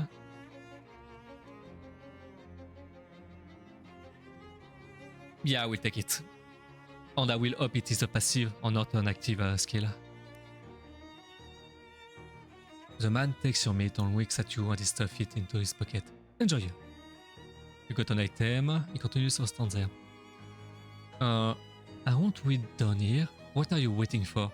I want you to watch you read it. Slowly back away from him. Okay.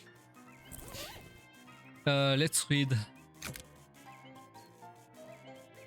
The worst is yet joke cured from the... If you can stomach there won't be much left in heaven or earth that can scandalize you. 30 XP. Okay. Well, at least I have an option. And armor. Well, armor is very, very good in the game.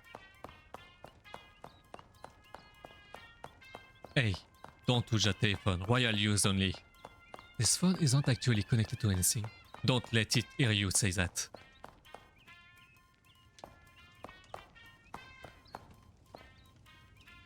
Hello, Johnny. What can I do for you, Val? Can you teach me some oboe code? Bewitch and 3 Mysticality. And I got a bot. Let's ban it.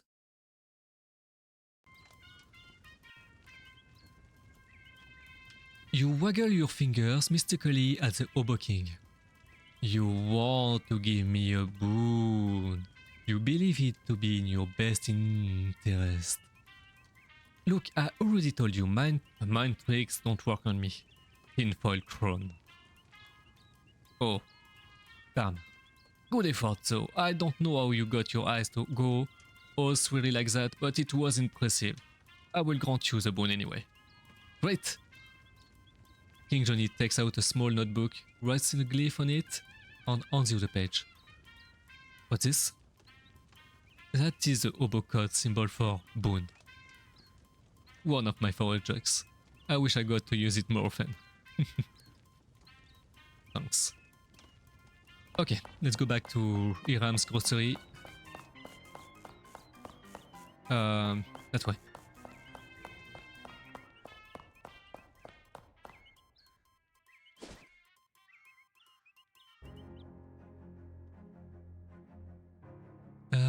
Okay, espresso bean.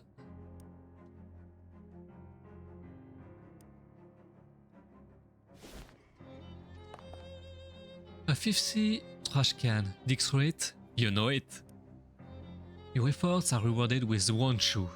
You got an item, single shoe. The other must have gotten lost in the shine stand. Saves you the trouble of using boss feet for walking.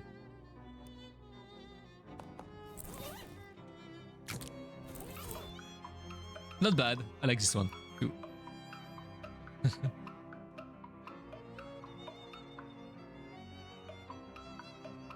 Okay, what are you? A bored-looking oboe lounge against the wall of the decrepit building. Hi there. I'm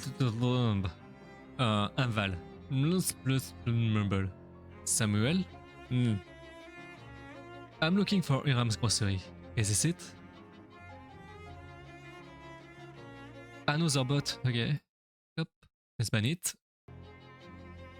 Elmao, it's a walking style, right?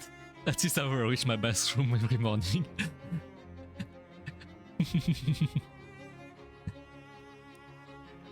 Was no reason. When? Have you been standing here that whole time? What are you doing here? Waiting for what? Looking for work? Yes. I don't think you're gonna find any work here. It doesn't look to me like another store is gonna open here anytime soon. Give him some meat. Maybe you can take a cab to a different store or something? He tips that to you and whistle for a passing cab. Good luck.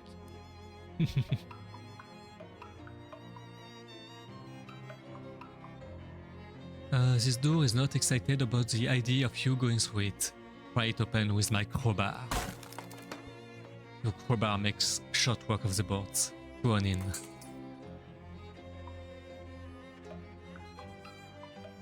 It is very dark inside. Huh? The shelf is littered with various pieces of trash. Dig through it. You find a mercifully unopened tub of lip balm. This armor. Nice. Even mice would be disappointed with this shelf. Okay. An empty shelf. Unless... No, it's empty. Unless... No, it's definitely empty. But wait. He said, it's empty. I promise. Fine. Oh, wait. What's this? What? What? Haha, just kidding. There's nothing. The counter is dusty and long abandoned. Search it. The register is empty unless you know someone who accepts mouse dropping as currency. Look behind the counter. You find an oil invoice for a shipment from the Snackle Mills factory, which is marked as never having arrived. The factory address is east. Nothing but trash on this shelf. The only thing left on this shelf is a pair of rusty tongs. Yep. You grab the tongs, wishing you had a different pair of tongs to do it with. Mysticality plus 2 odd damage.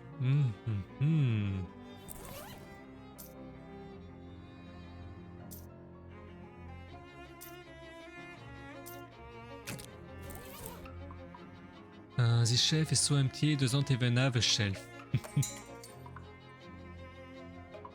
Okay.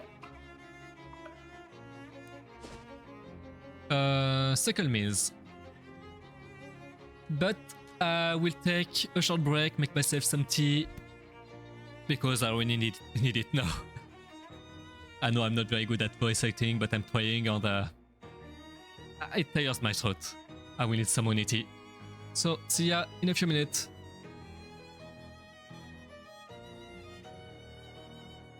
And I can't... yeah, my BRB stuff doesn't appear on screen with all the white.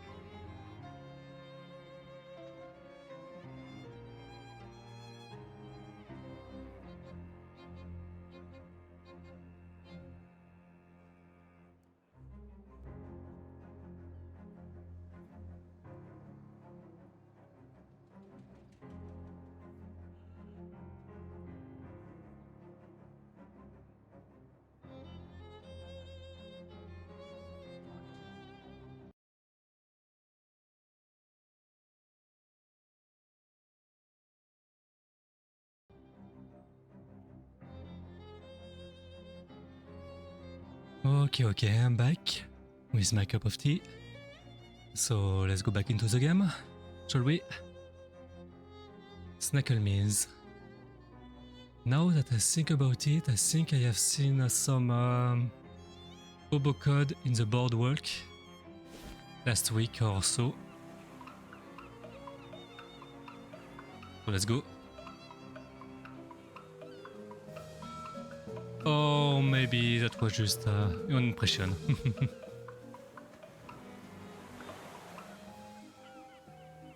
Game of skill, test your style. 3 all stat plus 10 min, nope.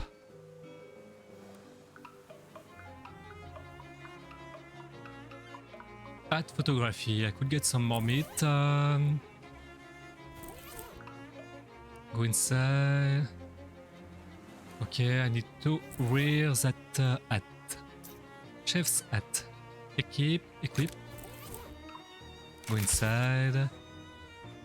What is that? A chef's hat? Perfect. I love it. Click. Here's your meat, baby. In good days. I'll come back soon, okay? And now the coconut.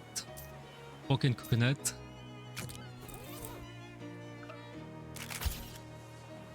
What is that? A broken coconut? Perfect, I love it. Click. Here's your meat, baby. Spend it in good days. I'll come back soon. Now that I think about it, here's your meat, baby. That is very, very sleazy. You know what I mean. That probably was the intention of the authors, or the writer. Snackle Maze. No, I don't want the Derringer.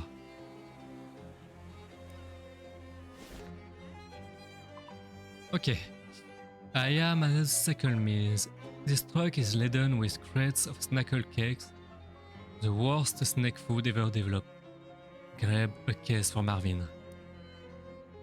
You really take the cakes. You got an item, case of snackle cakes. It's a case of snackle cakes, they're the chocolate kind, wish you never liked. Can I do something with those works? I mean, I'm a psychogeologist. Yeah. It's a similite. A spire of petrified flour. Gather some. Powerful grate. Empty vegetable oil drums. This crate is full of baking soda. The tarp is there to keep vinegar from getting into it.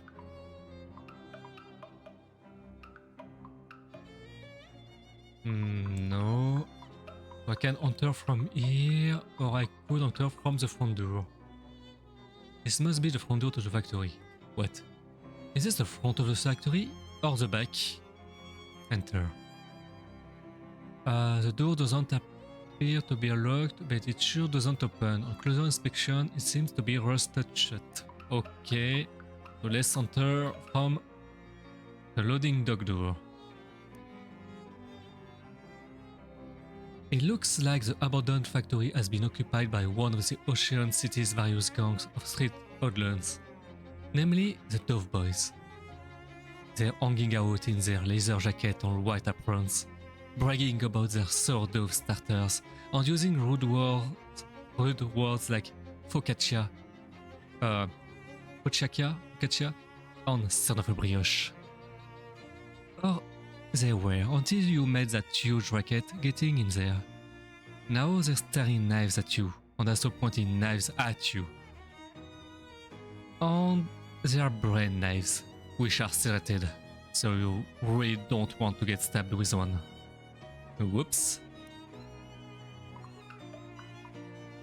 A huge mound of loose sugar. They really bet everything on these terrible snackle cakes. Okay, let's fight the Dove Boys. The Dove Boys are clearly less aggressive than other street gangs, in that they are glaring at you and muttering angrily to each other, instead of already having attacked you. However, it is also clear that you aren't getting past them without a fight. Get past them. Oh, that is a lot of people. I'm probably under leveled for this fight. 8, 8, 13, 3, 3, 3. I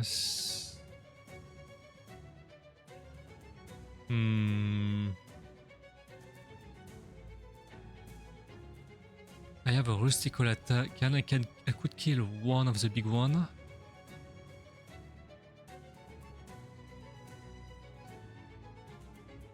Yeah, I think I should use that rustical cannon on that guy.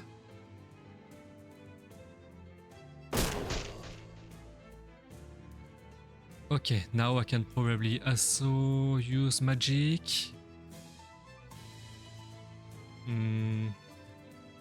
Let's kill one of the dove baby. Or maybe I can... These guys are tough. Tough leads than the usually dove boy. Parmesan missile. No, I think I should just deal damage to one of them.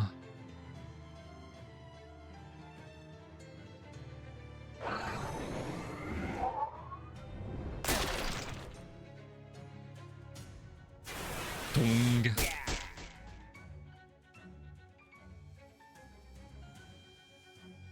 Flap slap. Gaby, we slap J. Click the saucer. Okay. Actually, I want to deal. Kill that one.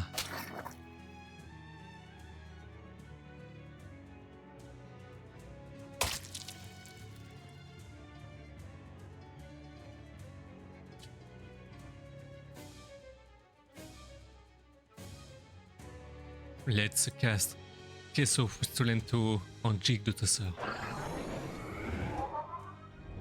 Get cheesed, man. Unless tongue him. Tongue. Oh no, Vedal, what will Norosama do without it? Without you? Well, Vedal has grown stronger again. You won. They should call you too much soup, because you just spoiled those cooks. Okay. Clammy, Dove Globe. Clammy, no Globe. Chef's Ad, Dove Boy, Loaf.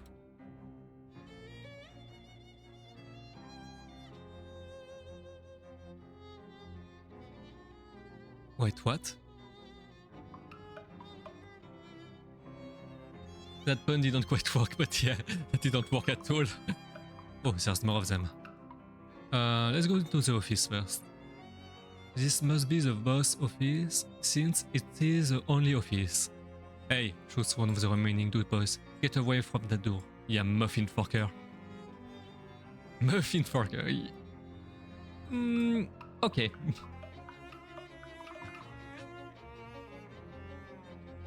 It is a little strange that this group of Dove Boy didn't immediately attack you when you were roofing up the other group of them. Maybe they don't like each other very much.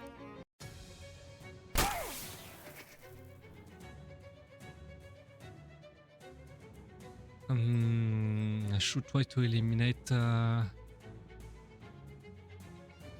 Yeah, I need to eliminate one of the floor stormer. The loafer is not particularly dangerous.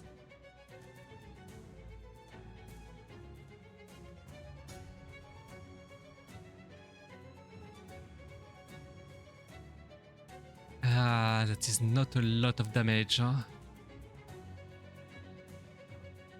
They are resistant to magic and stench.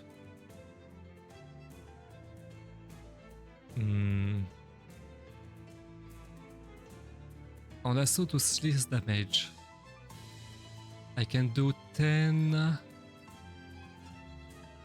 to 1. How many AP do I have? I have 1 AP.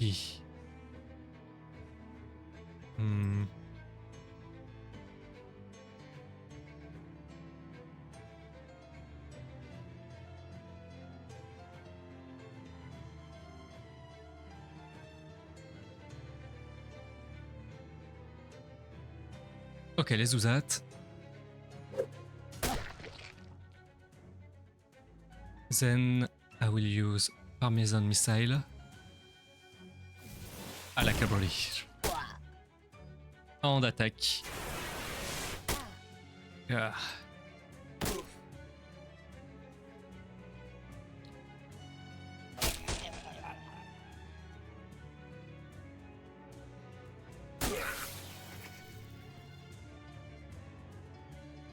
Yeah, I don't think I can win that fight.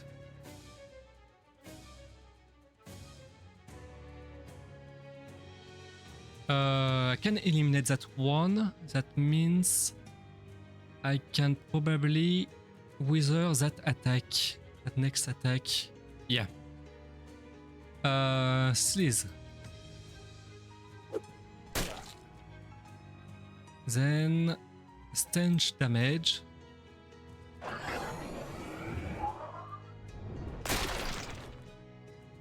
And tongue.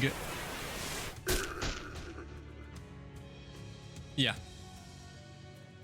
I can win that one.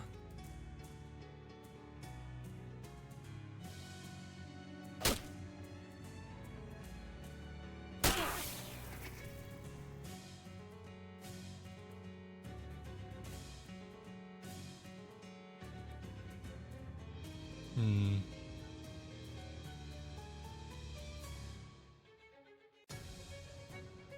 9 damage. Yeah, we need to use another item.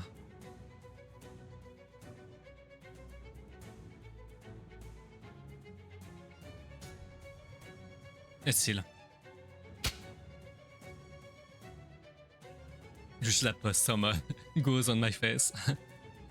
Okay. Physical damage.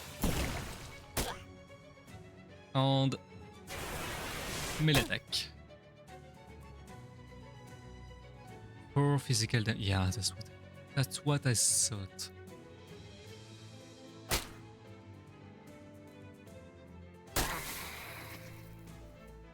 Gabi, no.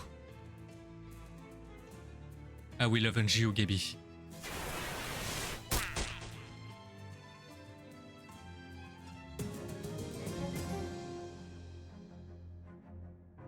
You left those dove both in the dust. Again, 5 XP.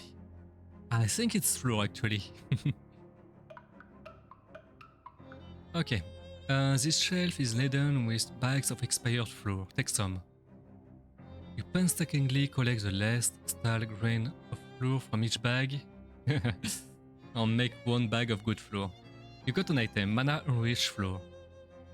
Ever since the advent of mass-produced magical flour, the cost of fire insurance has skyrocketed. This shelf contains a lot of chemicals that don't seem like they should be in food. Take some. You pour all of the chemicals into 1 jar, shake it up and pocket it. Miscellaneous chemical. Solution, recipes, tinctures, you bet. We've got a little bit of everything here. It's an arcane oven. Do some cooking.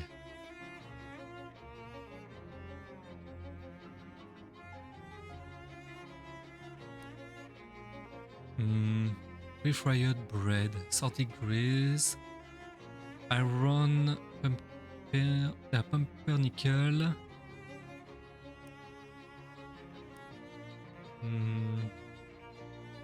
I see. I will come back here later. Let's go to the office. The leader of the Dove Boys, identifiable by the fact that he has a greasier hat and more rivets on his jackets than the other Dove Boys, if not by the fact that he is in the manager's office, doesn't notice you when you enter.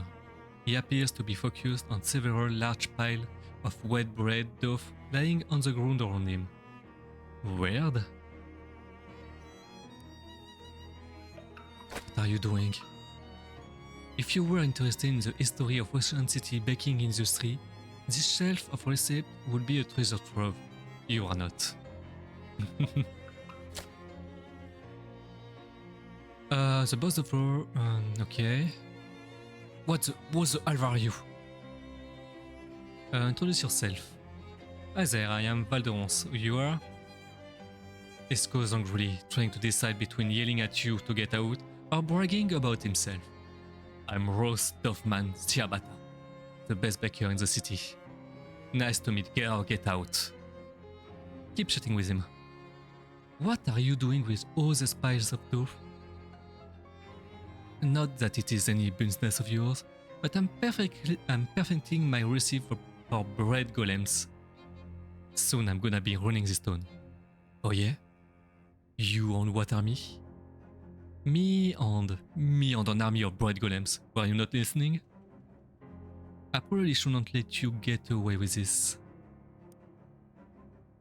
You will be lucky to get away with all your arms and legs.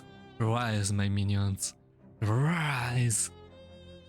He waves his arms wildly, and the bread dough around him congeal into two large bread golems. Uh-oh.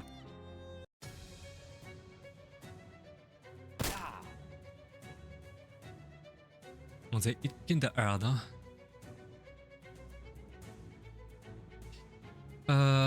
20 HP. You guys have 7 HP. I can easily deal with you. 8 damage. And you are targeting the turtle. That is okay. Swat Gabi, Swat Gabi. Okay, I can survive that round.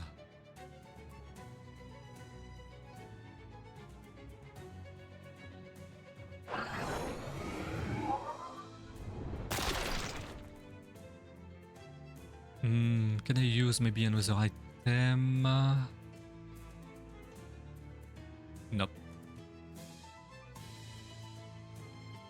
Wait a second, 2 HP, I can... Yep, I can do that.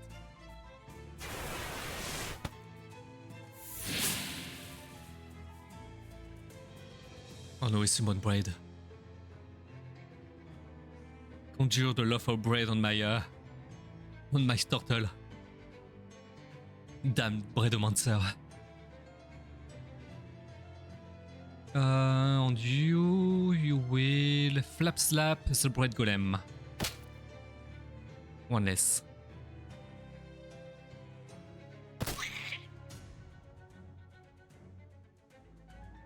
Okay.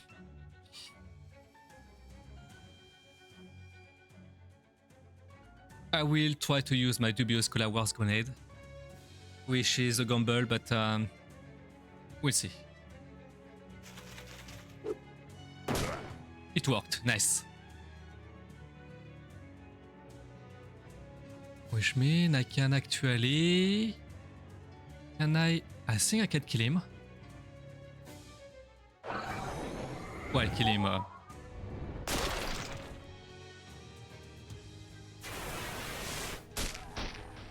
Okay, the boss is dead.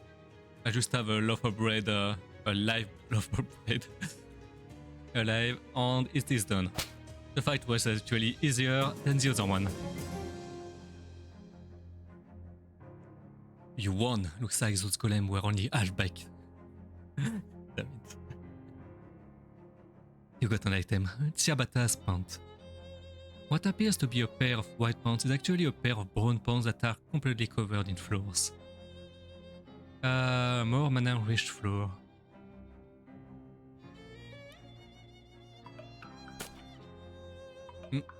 You want to talk? Haha, this is fun, getting into fights. You like a good fight, Gabi? Yes, there are not usually so many fights around here.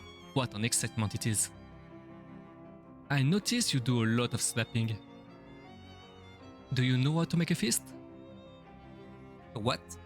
Here, look, you curl your fingers in like this and put your thumb over them here. That's a fist. You squeeze that all tight and hit people with his knuckles here. It is more powerful than slap. Whoa, keen as a pitch. Gabi's flap slap now deals 3 additional damage.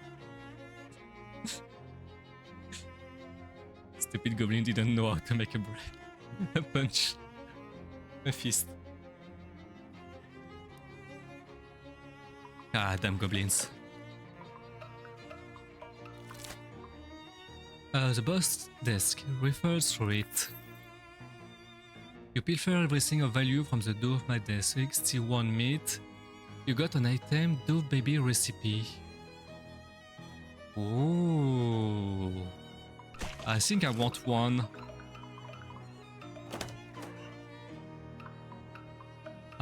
I can probably make one here.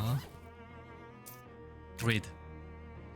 It calls for 3 cups of mana enriched flow mixed with something called sandwich cream and baked in an arcane oven. I don't have a sandwich cream. Ah.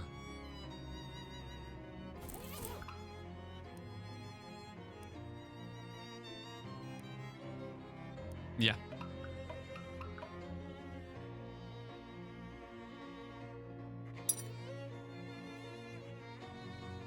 Maybe later. So that means that for now, we will stay with Vedel.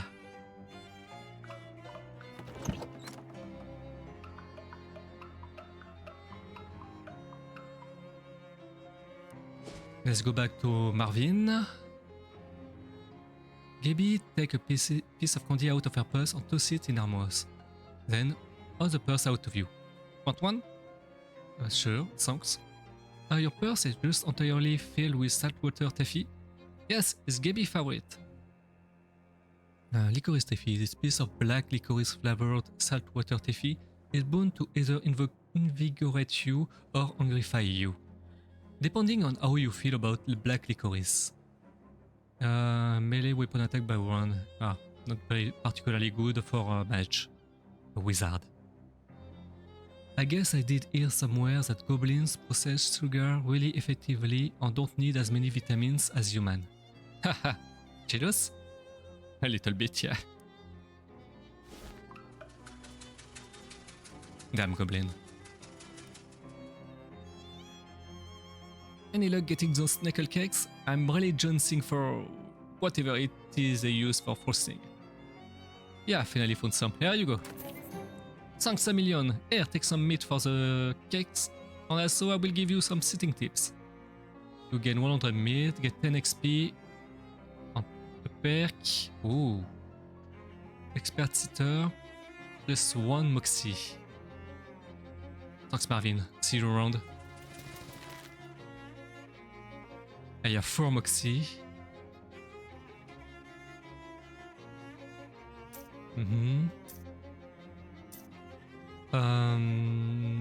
How much? I have 75 XP.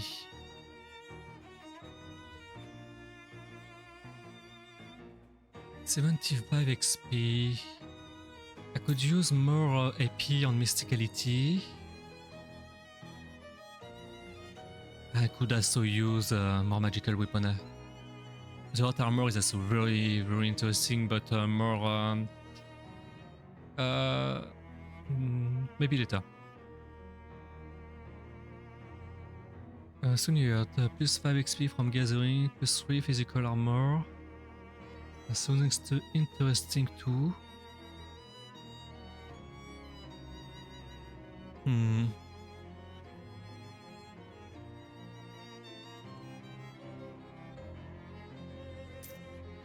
Oh wait, I only have 30. Well, which means I can read that book. Plus 1 is armor. It's not much, but it's not bad. It will be useful. Okay. Do you have something else to say, Marvin? Marvin is still on the mailbox, but thanks to you, he is no longer hungry. Okay. I should probably switch my foot string to cheese grater. I really missed it in the Snackle Maze. Let's go to the cathedral. 2 goblins wearing shorts with suspenders and carrying, you know, those things, those marching band things. They are like an upright harp, except instead of strings they have metallic xylophone bars. Those things. Anyways, these goblins are carrying those and they are interrupting you. Hi, hello. Hi, what's up? You are turning on the territory of the Glowklingins. Am I? I don't know what a Glowkling is. We are Goblins, the boss. We are the toughest of all street gangs in Ocean City. What think you about it? Sure, I guess you do look pretty tough. That's true, we do it. Your xylophones are pretty cool too. What? Xylophones? These are glockenspiels that we have? Oh, Glockins. Glocklins. I get it now. I am so outraged over you. I think we should mugging do. Oh, that we use my cursed fedora to do something. Oh, that? I did not understand. I basically just say, please don't mug me. Okay, then we will not you mug. Thanks. Sure, bye. Goblins.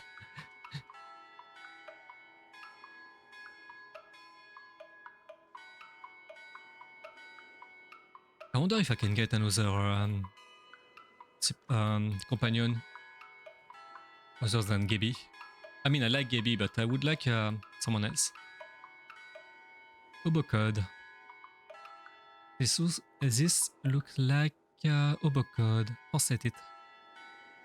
The code says meet stash 4-3 to left of search back row. Okay. Should be this one here. There is a little hole in this tree. This must be what that Obo code was talking about. It's a wallet. Sounds kindly Obo.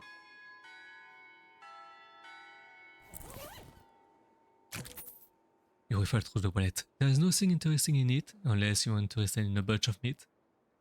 I mean the money. 86, not bad.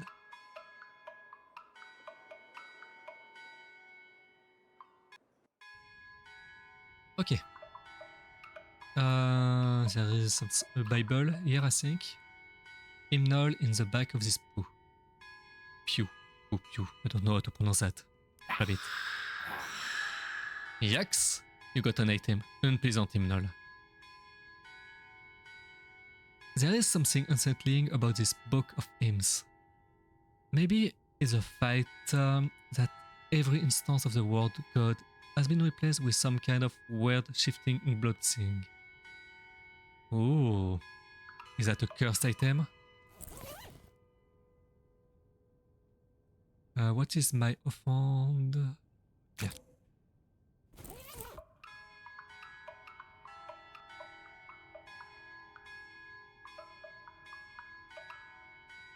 This is a cathedral font, or more properly, typeface. God damn it. God damn it, game. Let's fish.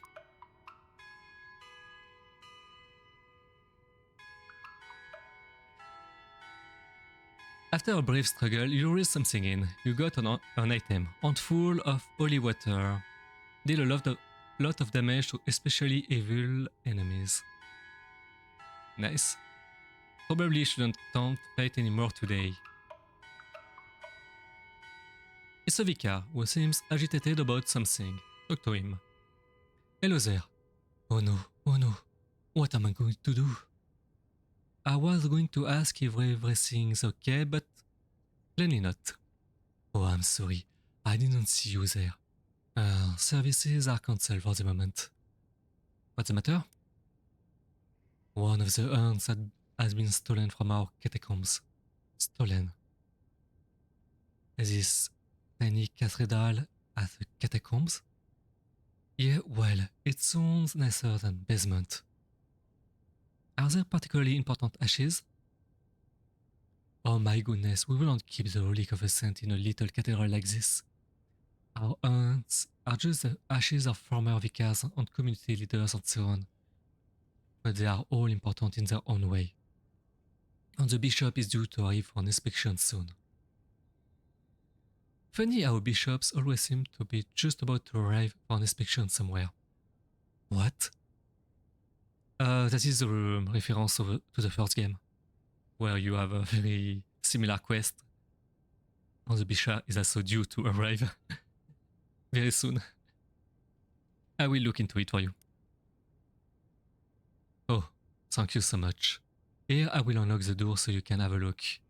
Mind your step on the way down, please. Those stairs are all steep.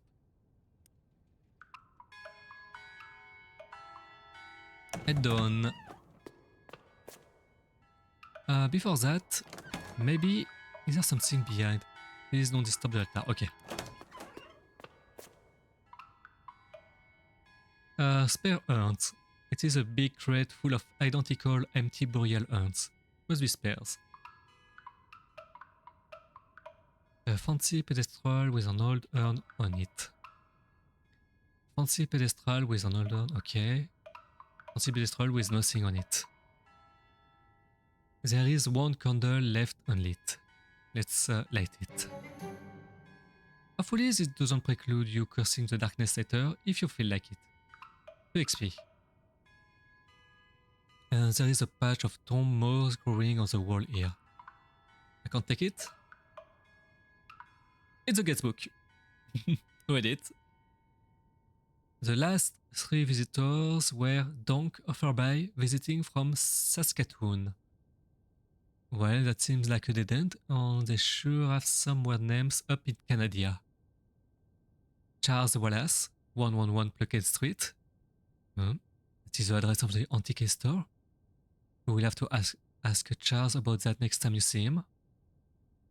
Captain Augustus Dirch, 23 Kerwen Avenue. This one might be worth following up on. Location unlocked, Captain Dirch House.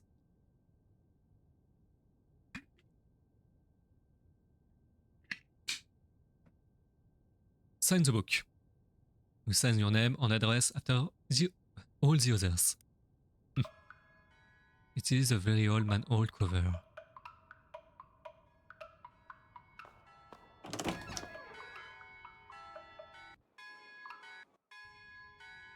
I didn't realize at first. Saint Polycarp.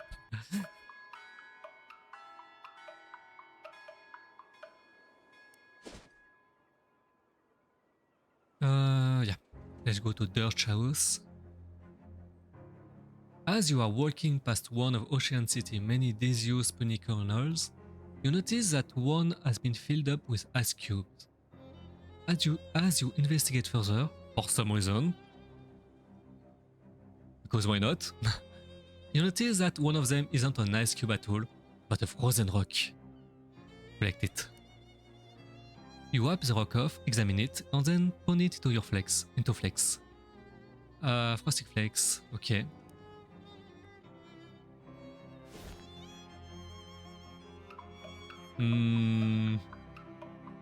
Very, very suspicious, huh?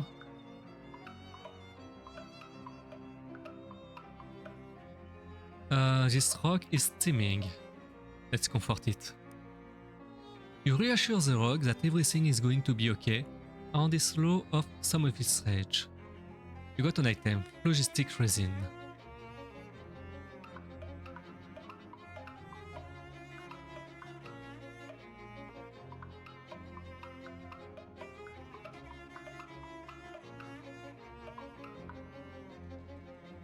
Probably shouldn't just barge in. Knock. What was it? Let's see. I'm from the Municipal Census Bureau. Nobody here but me on this poor urns. Urns? No, five urns. Go away. Congratulations, you won a sweepstake. Bad chance. Never won nothing, didn't. Hello? Didn't enter no sweepstake now, scram. I'm selling these fine leather jackets. Don't wanna buzz off. I'm the milk man. Got your milk. I don't drink that bad water, get lost. I'll come back later. How should I enter that house, huh?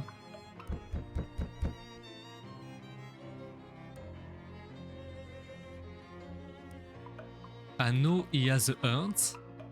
The urn. But how should I enter? Gabby, do you have an idea? Nope. This rock has a date painted on it. 11/10/82. Jot it down. Okay, let's see. Let's go to the news paper building. It was on Plunkett Street. A well-dressed man flags you down. Excuse me there, my good chap. Might you have a match on your person? Nope, I do not. I'm afraid not. Well, that just won't do. What if you should have cause to set something alight in the future? Here, take one of mine. I got a match. The man tips his hat to you on scurries off before you can thank him. What a strange exchange. I guess I got that even because I used my match earlier. Maybe.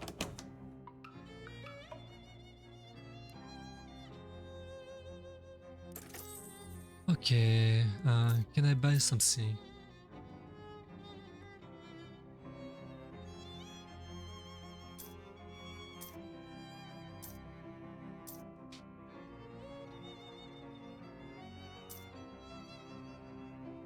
Hmm.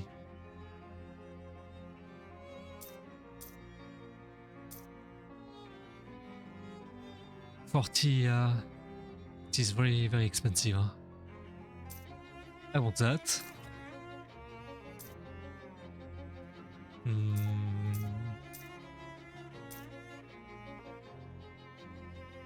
I want that too.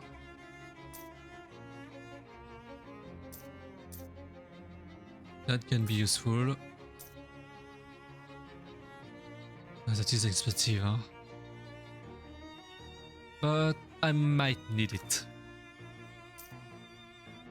How much do I have? I have 320. I think I will take one. That might save my life later.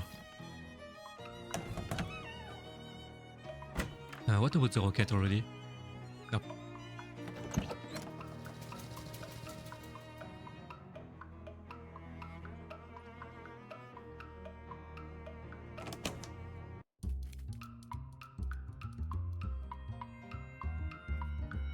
Yeah, I knew that there was going to be some oboe code here. The code says grapes under here. You quickly pry up the tile, and sure enough, there are grapes. You got an item, flow grapes. Quest item, ooh. Edge and flatten, take them to Fancy Den.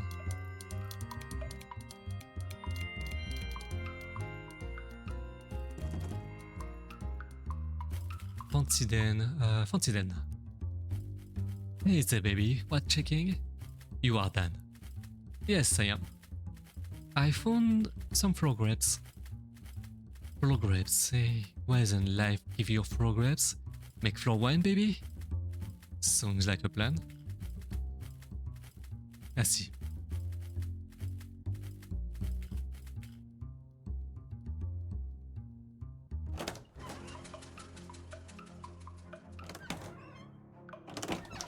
Can I go to the bank?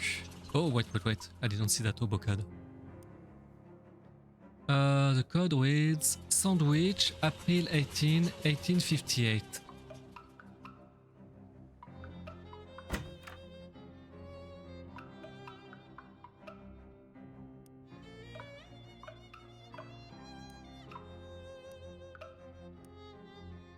$1858. You find something interesting, you are really starting to enjoy doing this kind of research. News owned. You gain extra XP for learning new things from the newspaper archive. Nice. A flattened sandwich has been carefully concealed in the folder for that date. So that is what that code was all about. Pressed ham panini. You are not exactly sure where this meat came from, but if it pressed, you would say a pig.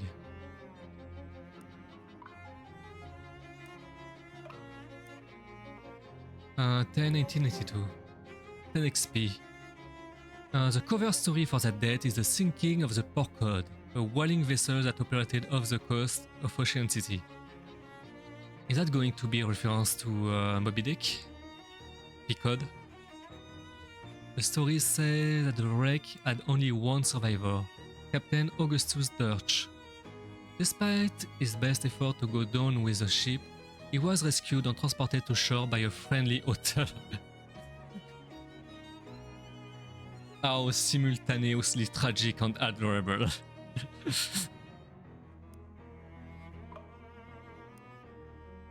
Oh, there's more. I know already.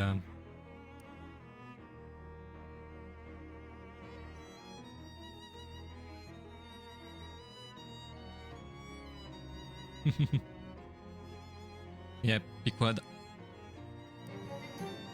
I found something interesting. You gain 10 XP. This morning, a new sculpture was revealed in Goldsway Park, donated by Ocean City Comptroller Margaret Smudge. A sculpture which consists of 5 jagged-pointed rocks arranged in a rough circle on a small concrete plinth, has been variously described as avant-garde, thrillingly pointy, and fine, I guess. Wait, are you writing this down? Hi, Mom! By interested onlookers. Well, okay then.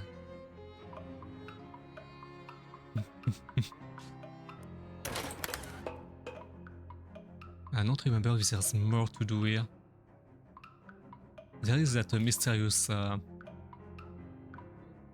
person-shaped stain. Oh yeah, that one.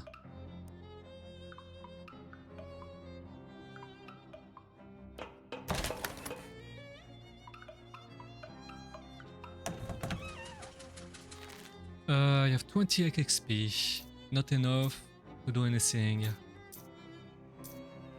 to get anything.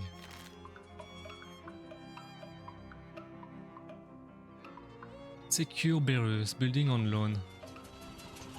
The door to the bank is fastened with 3 locks. That is the maximum possible level of security. Look under the welcome mat. Not a bad idea, but if you're going to leave the welcome mat, you need to know what you're looking for first. A key. And there it is. The security at this bank is inconsistent. You got an item, bank key.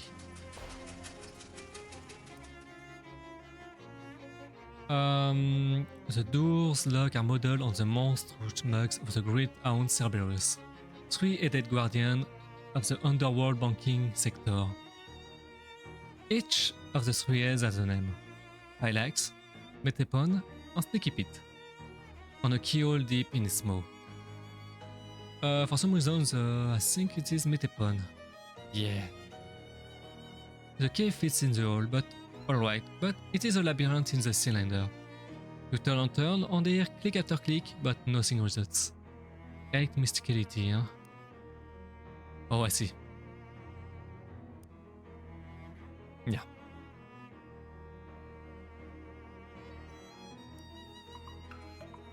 That is for way later.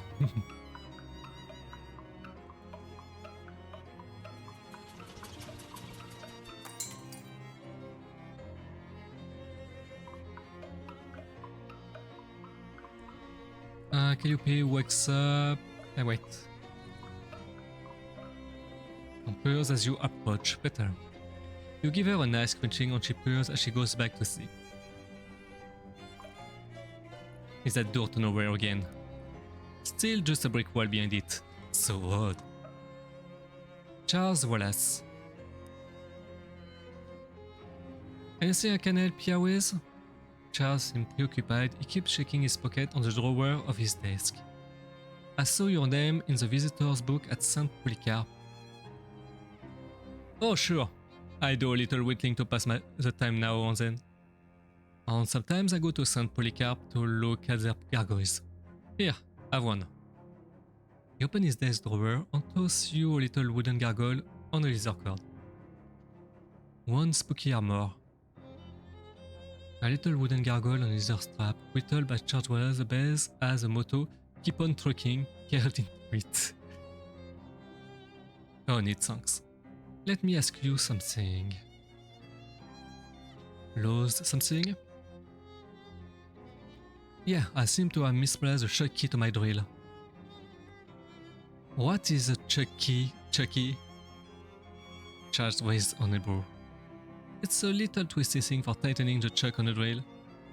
Any idea where you lost it? It can't have gotten too far. The cord on this thing got stuck in the outlet, and it's not long enough for me to drill anything that isn't in this neighborhood. I could help you look for it. Oh yes, that would be great. Like I said, it's gotta be nearby. Just wander around, I'm sure it will turn up. There's a button. Okay, wander. It was probably the tutorial for the wander mechanic. Well, here's an unusual sight. Four Glocklins are playing their glockenspiel while doing some kind of traditional folk dance. It involves a lot of skipping and hopping and turning around in a square with precise timing, so they aren't paying any attention to you, or to anything else really. I think I want to join in. It does kind of look like fun, but you definitely don't know the steps and would only cause total chaos. It would be simpler to just attack them, since a brawl would probably result anyway. Ooh, that's a lot of them.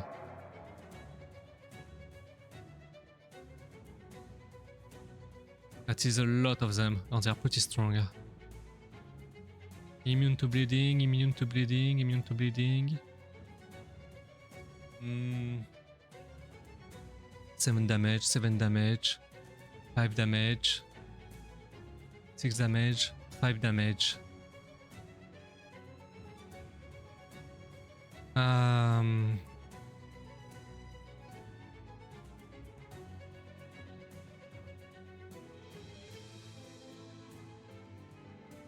2 spooky damage. It is not a lot. And reduce their moxie by 3.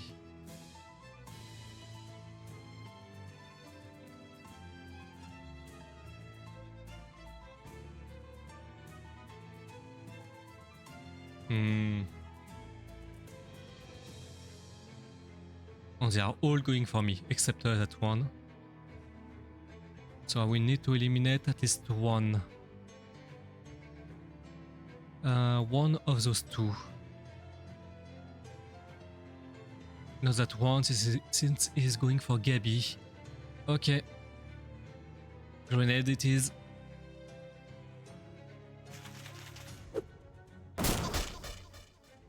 And then probably you.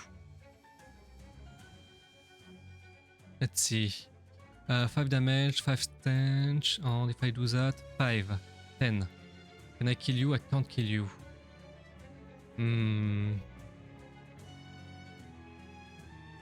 Let's do it anyway. Oh, I can do that. Ah no, it's 1 AP.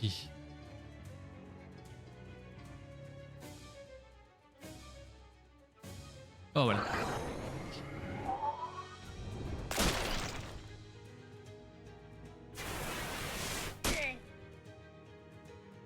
I will really need to get that perk that gives me another AP.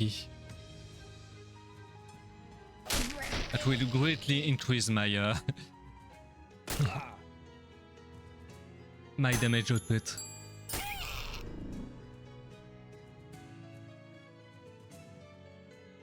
Okay, I need to heal myself. Then I should eliminate Gabby. Vedal, Gabby. 8 damage, 6 damage. Let's say goodbye to the the tentacle.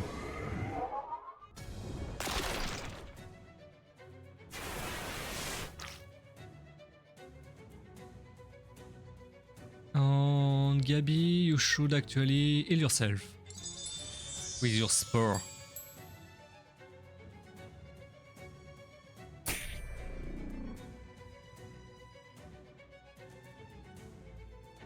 Okay, let's kill that guy.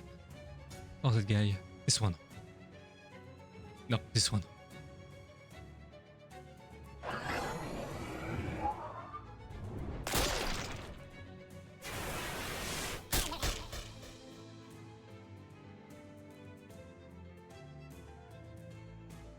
I also didn't realize that her healing ability is actually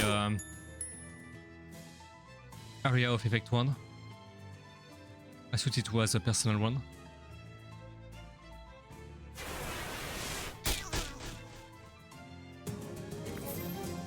You won! The goblins scamper away. One of them drops a piece of paper that appears to be a map to their hideout. You got an I-10, Glocken's Pillory Flyer. You dice the turtle, grows stronger. Okay, let's go back here. Inventory. Yeah. Let's read it.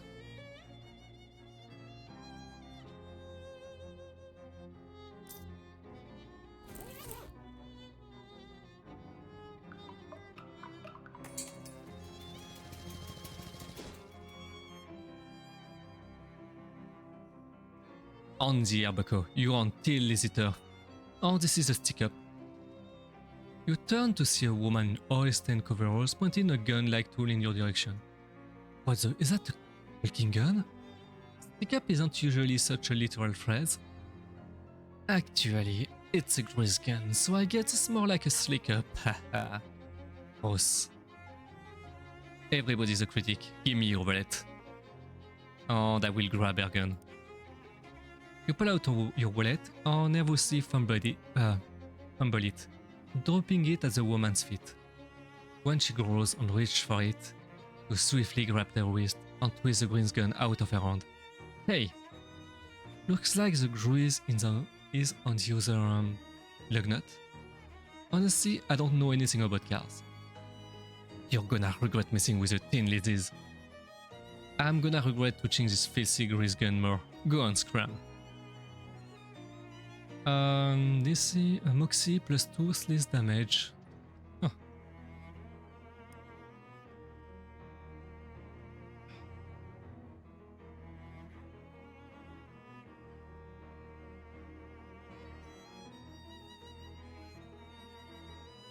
Don't forget to stretch.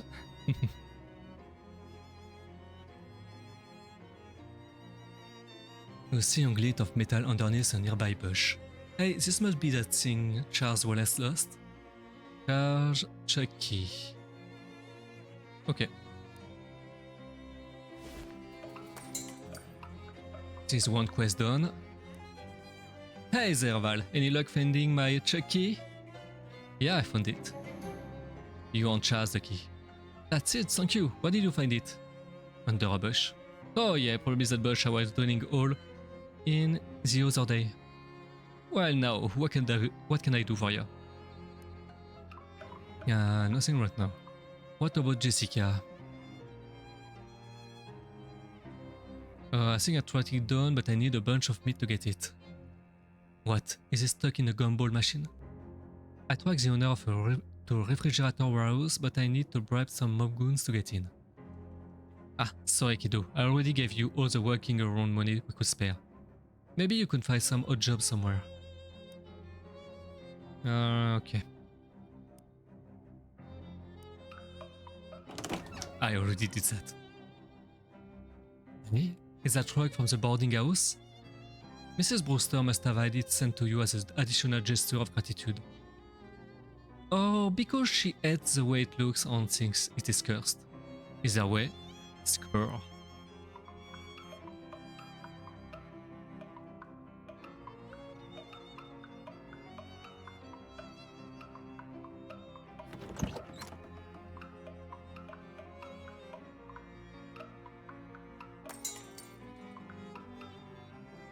Okay, what should I do now? Should I go to the fridge factory for the story?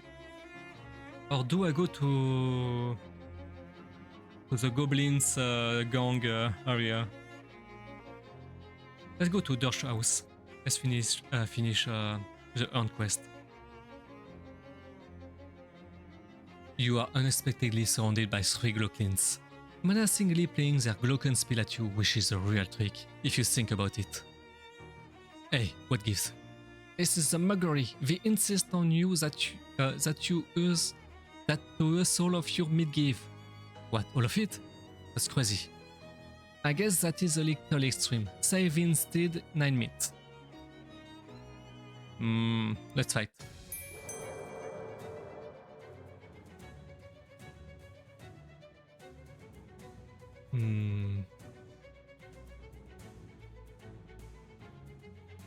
I had to eliminate that one first.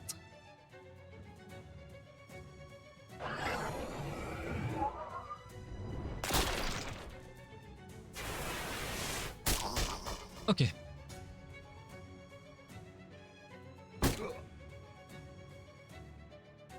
So I will probably stop very soon. I'm starting to get a bit tired from all the bad voice acting I done.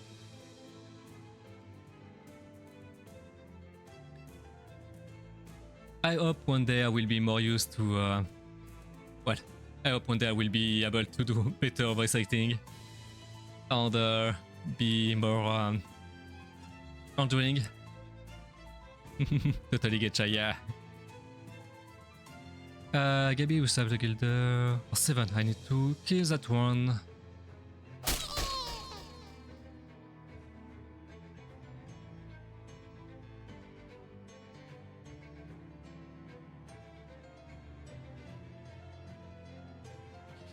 Medal is actually completely useless, 1 HP. What should I do? 13, 5, 5. Let's do that. Zimzam Provolone.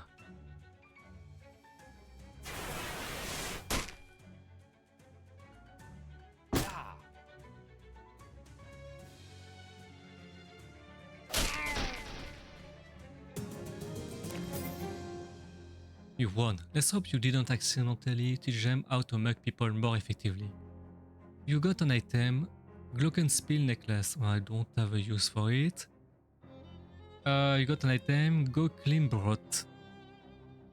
This is a small loaf of dark bread made by Glockenspiel obsessed goblins. Let's hope their single-mindedness doesn't make them really terrible at baking. I see. Oui. Ok. Knock. I want to ask you about the port code. Ah. Alright, you'd better come in.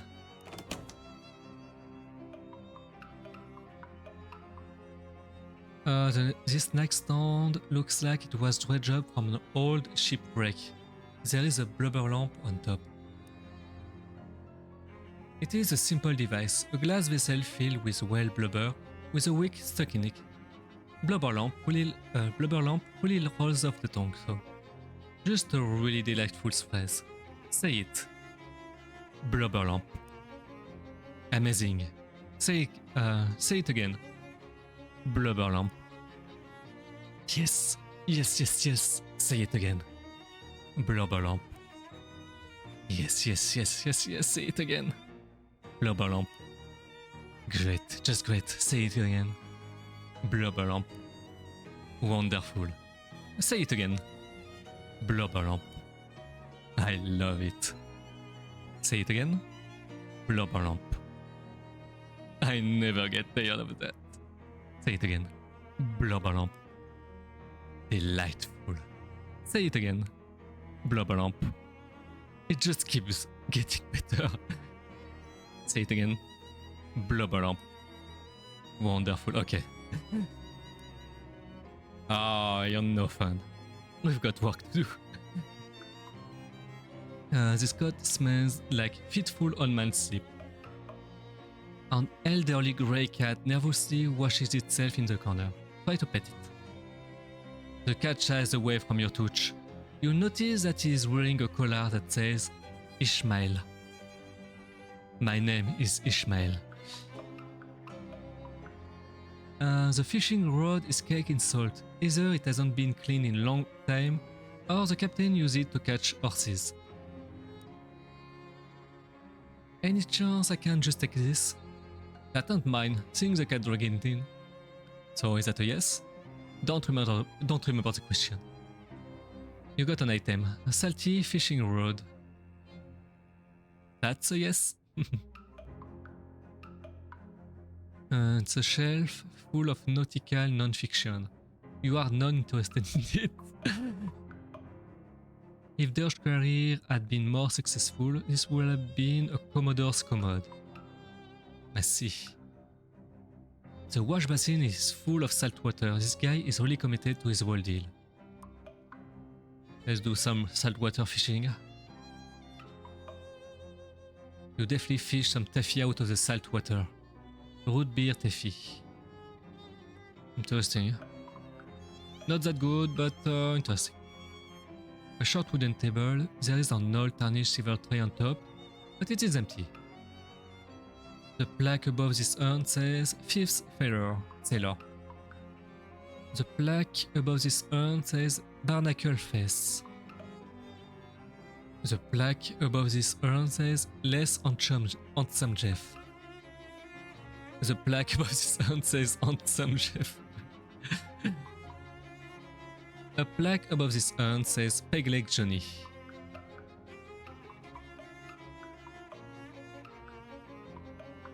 Okay. An old grey-bearded man in a sea captain's hat is glaring at you suspiciously. What do you want? Well, I'm from the Ocean City Watchful Eye. You know the newspaper? Don't trust the newspaper. No newspaper reporters neither. Well, no authors. Fortunately, I'm only one of those three things. Can I ask you about the port code? And nothing to say. Storm blew up unexpected with a funny rock. All hands lost. That was decades ago. Why are you bothering me now? Well, it's a slow news day. What was funny about the rock? You ever see a 30-foot black basalt obelisk sticking straight out of the ocean? Can't say I have. Me neither, and I have been saying that route for years. So I guess when you said funny, you didn't mean as in haha. What with the rock in your front yard? I know nothing about those, except for the death marker effort. This just comes with the house? New one pops up every once in a while. What's that got to do with anything? Well, nothing I guess. How many men were in your crew? There was Pegleg, Handsome Jeff, and Less Handsome Jeff, and Old Barnacle Face. He looked askance at the rows of urns. There is some cursed nonsense going on. Yeah, totally. And the other one, so 5. What was the 5th sailor's name? I don't recall. He was new, just signed on for that last voyage. Didn't talk much. Eerie fella, to be honest. Eerie? Spooky on all that. I got to say about him. You have a lot of urns? Whose body was just sure after a time. Didn't figure they would want a sea burial after what happened. So I had them cremated. Well, except that 5th fella weren't found. I don't recall how that urn got here. He was a member of the crew, right, and proper too, so he got as much right to be here with any of them. Did you ever visit that little cathedral? Sure, it's a good pay my respect once in a while. Back before my knees started acting up. Got plenty ants that talk to right here, so You talk to the ants? Yep. We shoot the breeze, relive all glories and such. Who says that like the talkback? I do, I can see from your face that you don't believe me. So you can ask yourself, landlubber. I guess I will have a chat with your aunts then. Fine, but if you got any more questions for me, ask them now. I'm tired to all this chit chat. I'm done asking questions, thanks. Talk to the urn. Hello? The urn doesn't respond. Anybody there? Let's imitate the captain voice. You look around to make sure the captain is asleep, then mutter gruffly to the urn. Yes, there, sailor. You can speak freely now. I got rid of that no good landlubber. A muffled, whispery sounding voice replies. Here, captain. I reckon they was trying to send me a newspaper. Wait, no, never mind. Hey, captain. keep looking to the urn. So, Seller, how goes it? I would ask what's new, but you're not a talkative one, are you, matey? I suppose you never were, come to that. So, well, as you were then, I could use some smokes, Captain. What? Smokes. Smokes, as in cigarettes? Hey.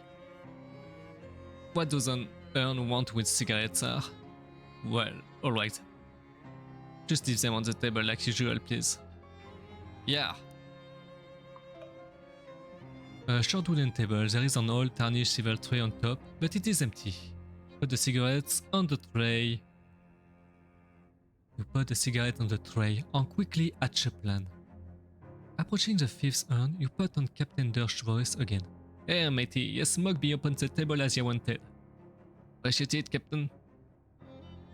Then you hide behind the captain, who is snoring in his chair.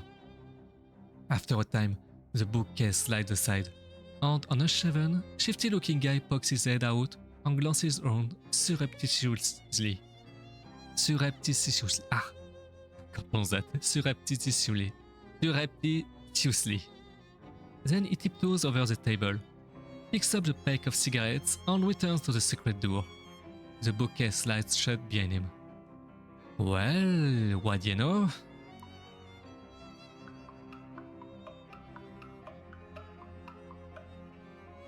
It is the shelf that guy came out from behind of. Or rather, the shelf out of which from behind of which came as that guy. You try to push the bookshelf aside, but it is locked in place. There must be a catch. I mean, literally. Check a nautical guide to Lieutenant Arbor. Check a seaman's manual of ropes and knots. Check practical secret doors for the home on demand. I guess that is that last one. You tilt the book forward and nothing happens. So you pull the book all the way off the shelf and nothing happens. So you flip the book open and start riffling through the pages, until you find one with a page corner turned down. A diagram on the page shows the three most common unobtrusive latch mechanisms for bookshelf-based secret doors. And on closer inspection, this bookcase is using the second one. Now you can open the secret door, whenever you're ready. Nice. Well, I am ready.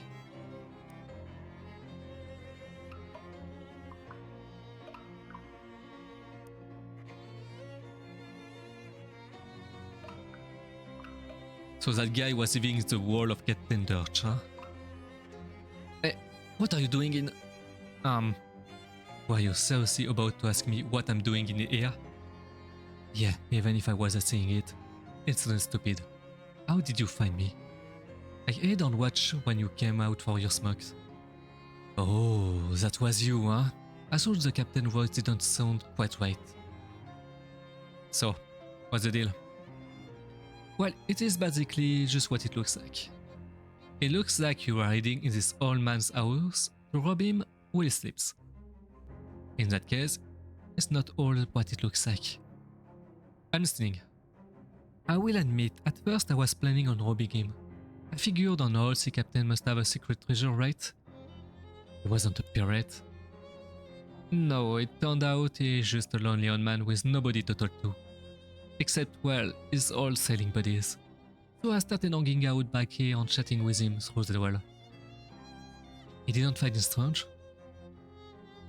He was a little spooked at first, but once I had gotten a handle on how the different voices should sound and learned enough to keep up from the anecdotes, he relaxed. It is nice to have someone to talk to, even if the situation is kind of weird, right?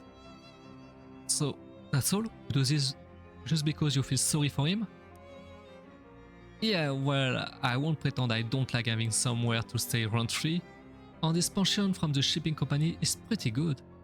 And this short-term memory is kinda bad, so it doesn't pay much attention to the fact that he's buying food for two people. He's a good guy, and it is an easy life. Don't screw it up for us, okay? Wait, what is it to you anyway? I'm here about the stolen arm. Oh, yeah, that was probably a mistake. He had mentioned the fifth seller a few times, so I thought he might like to have the whole crew together, you know? So I left a random urn from the little cathedrals to fill the spot. It seemed like a good idea at the time. The vicar needs it back. Okay, it will be weird if it just vanished, so... Can you swap it for another one? The captain doesn't open them, so he won't notice if there is no ash in it. Fine, I will see what I can do. I'm not sure if that is wholesome or completely creepy.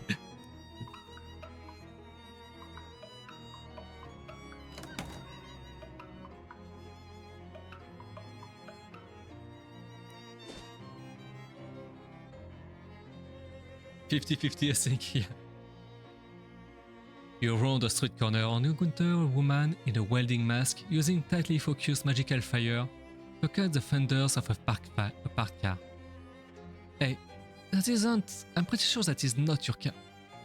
There's a police car behind you and you turn around to see a woman in oil-stained coveralls casually spinning a grease gun on one finger. Is this your car? No. Then it ain't your business neither. So maybe we should teach you a little lesson about minding your business. You just say it isn't mine. Let's use a cursed fedora again.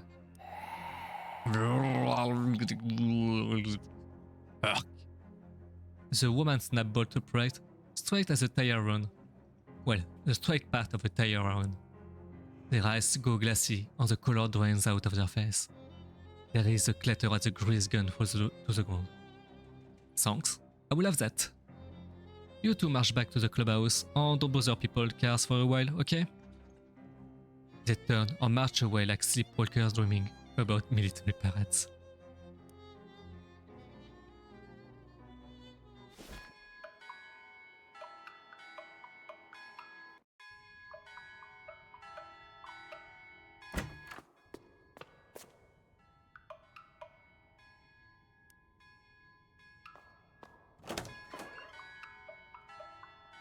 Okay, I will finish that quest and then I'll stop streaming.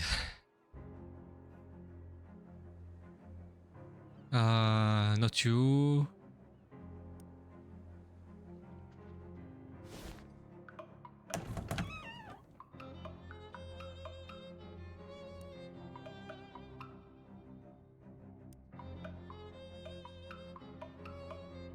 Replace the urn. You glance over to make sure Captain Dirge is sleeping and deftly swap the urns. Got an item, Urn of Remains. Enter the secret door.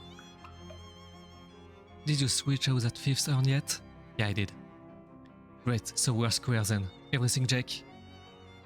Yeah, I suppose. Thanks for not blowing my cover. It means a lot to me. To the captain too. Even if he doesn't exactly know it. Uh-huh.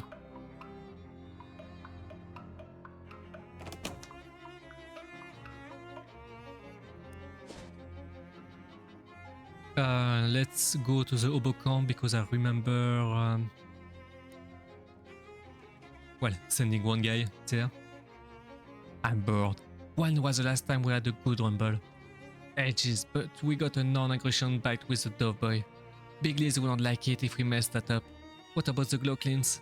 Will I fight some of them? They're too weird. Don't understand what she's saying. Lenin. What? I can't hear you with that helmet on. Are you eating something under there? So much. You managed to sneak away without the Teen Lizzies noticing. Yeah. Hi there, Samuel. How is it going? Going fine, thanks. Were you able to find any work? That's a shame. Right, yeah, don't let it go down. Mm-hmm. How's the camp treating you? Yeah, it seems nice, everyone real friendly. That's great, community is really important. Oh, definitely better than standing on an abandoned street corner. Oh,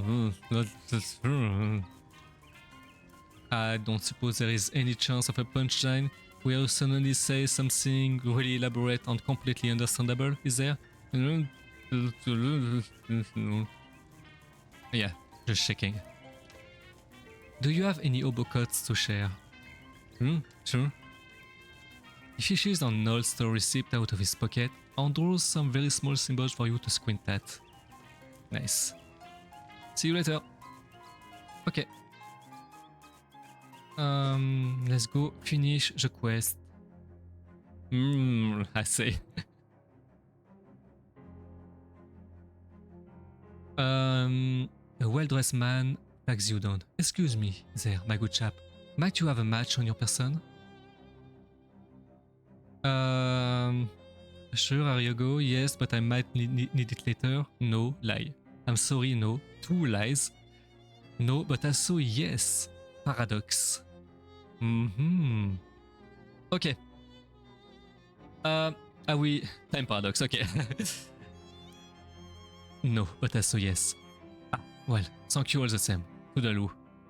Toodaloof. Ah. Nothing much happened, huh?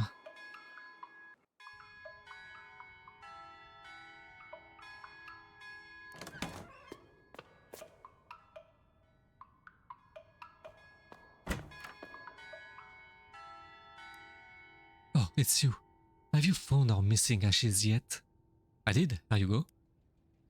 Wonderful. I will get this polished and reinstalled right away. Blessings upon you, my child. In fact, let me take that blessing literal. I have some holy water of Saint Polycarp here somewhere. Here we go. He takes out a little bottle of water and splashes some on your forehead. You got a perk. Saint Polycarp's forehead. Your forehead has been anointed with the blessing of Saint Polycarp, patron saint of bodybuilders. Just one muscle. Ouch, that burns a little. Say, whose ashes are in that urn anyway? Unfortunately, we don't know his name, but he was a sailor who washed ashore near here after a shipwreck. Some of the locals took him in, but he didn't survive the night, poor fellow. He was interred here as an act of charity. Was that about 50 years ago, give or take? Oh no, it was more like 300 years ago. Interesting. Interesting. So what if I go back to Dirt's house?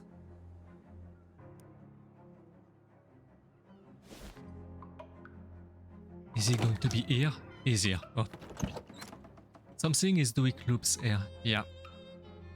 And that will be all for me today. I'm pretty tired, to be honest. So yeah. Let's see if I can read someone. Is there someone who is actually streaming that game? Let's see.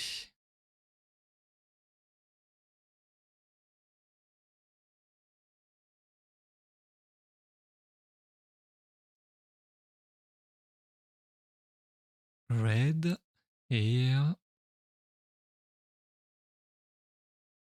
Okay, no one. No one. But I could read.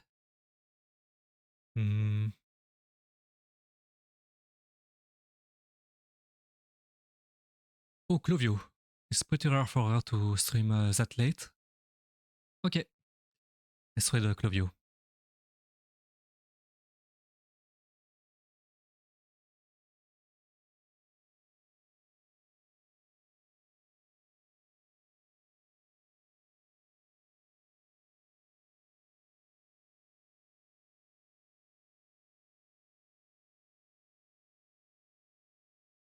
Okay, let's go. See you later. See ya, see ya.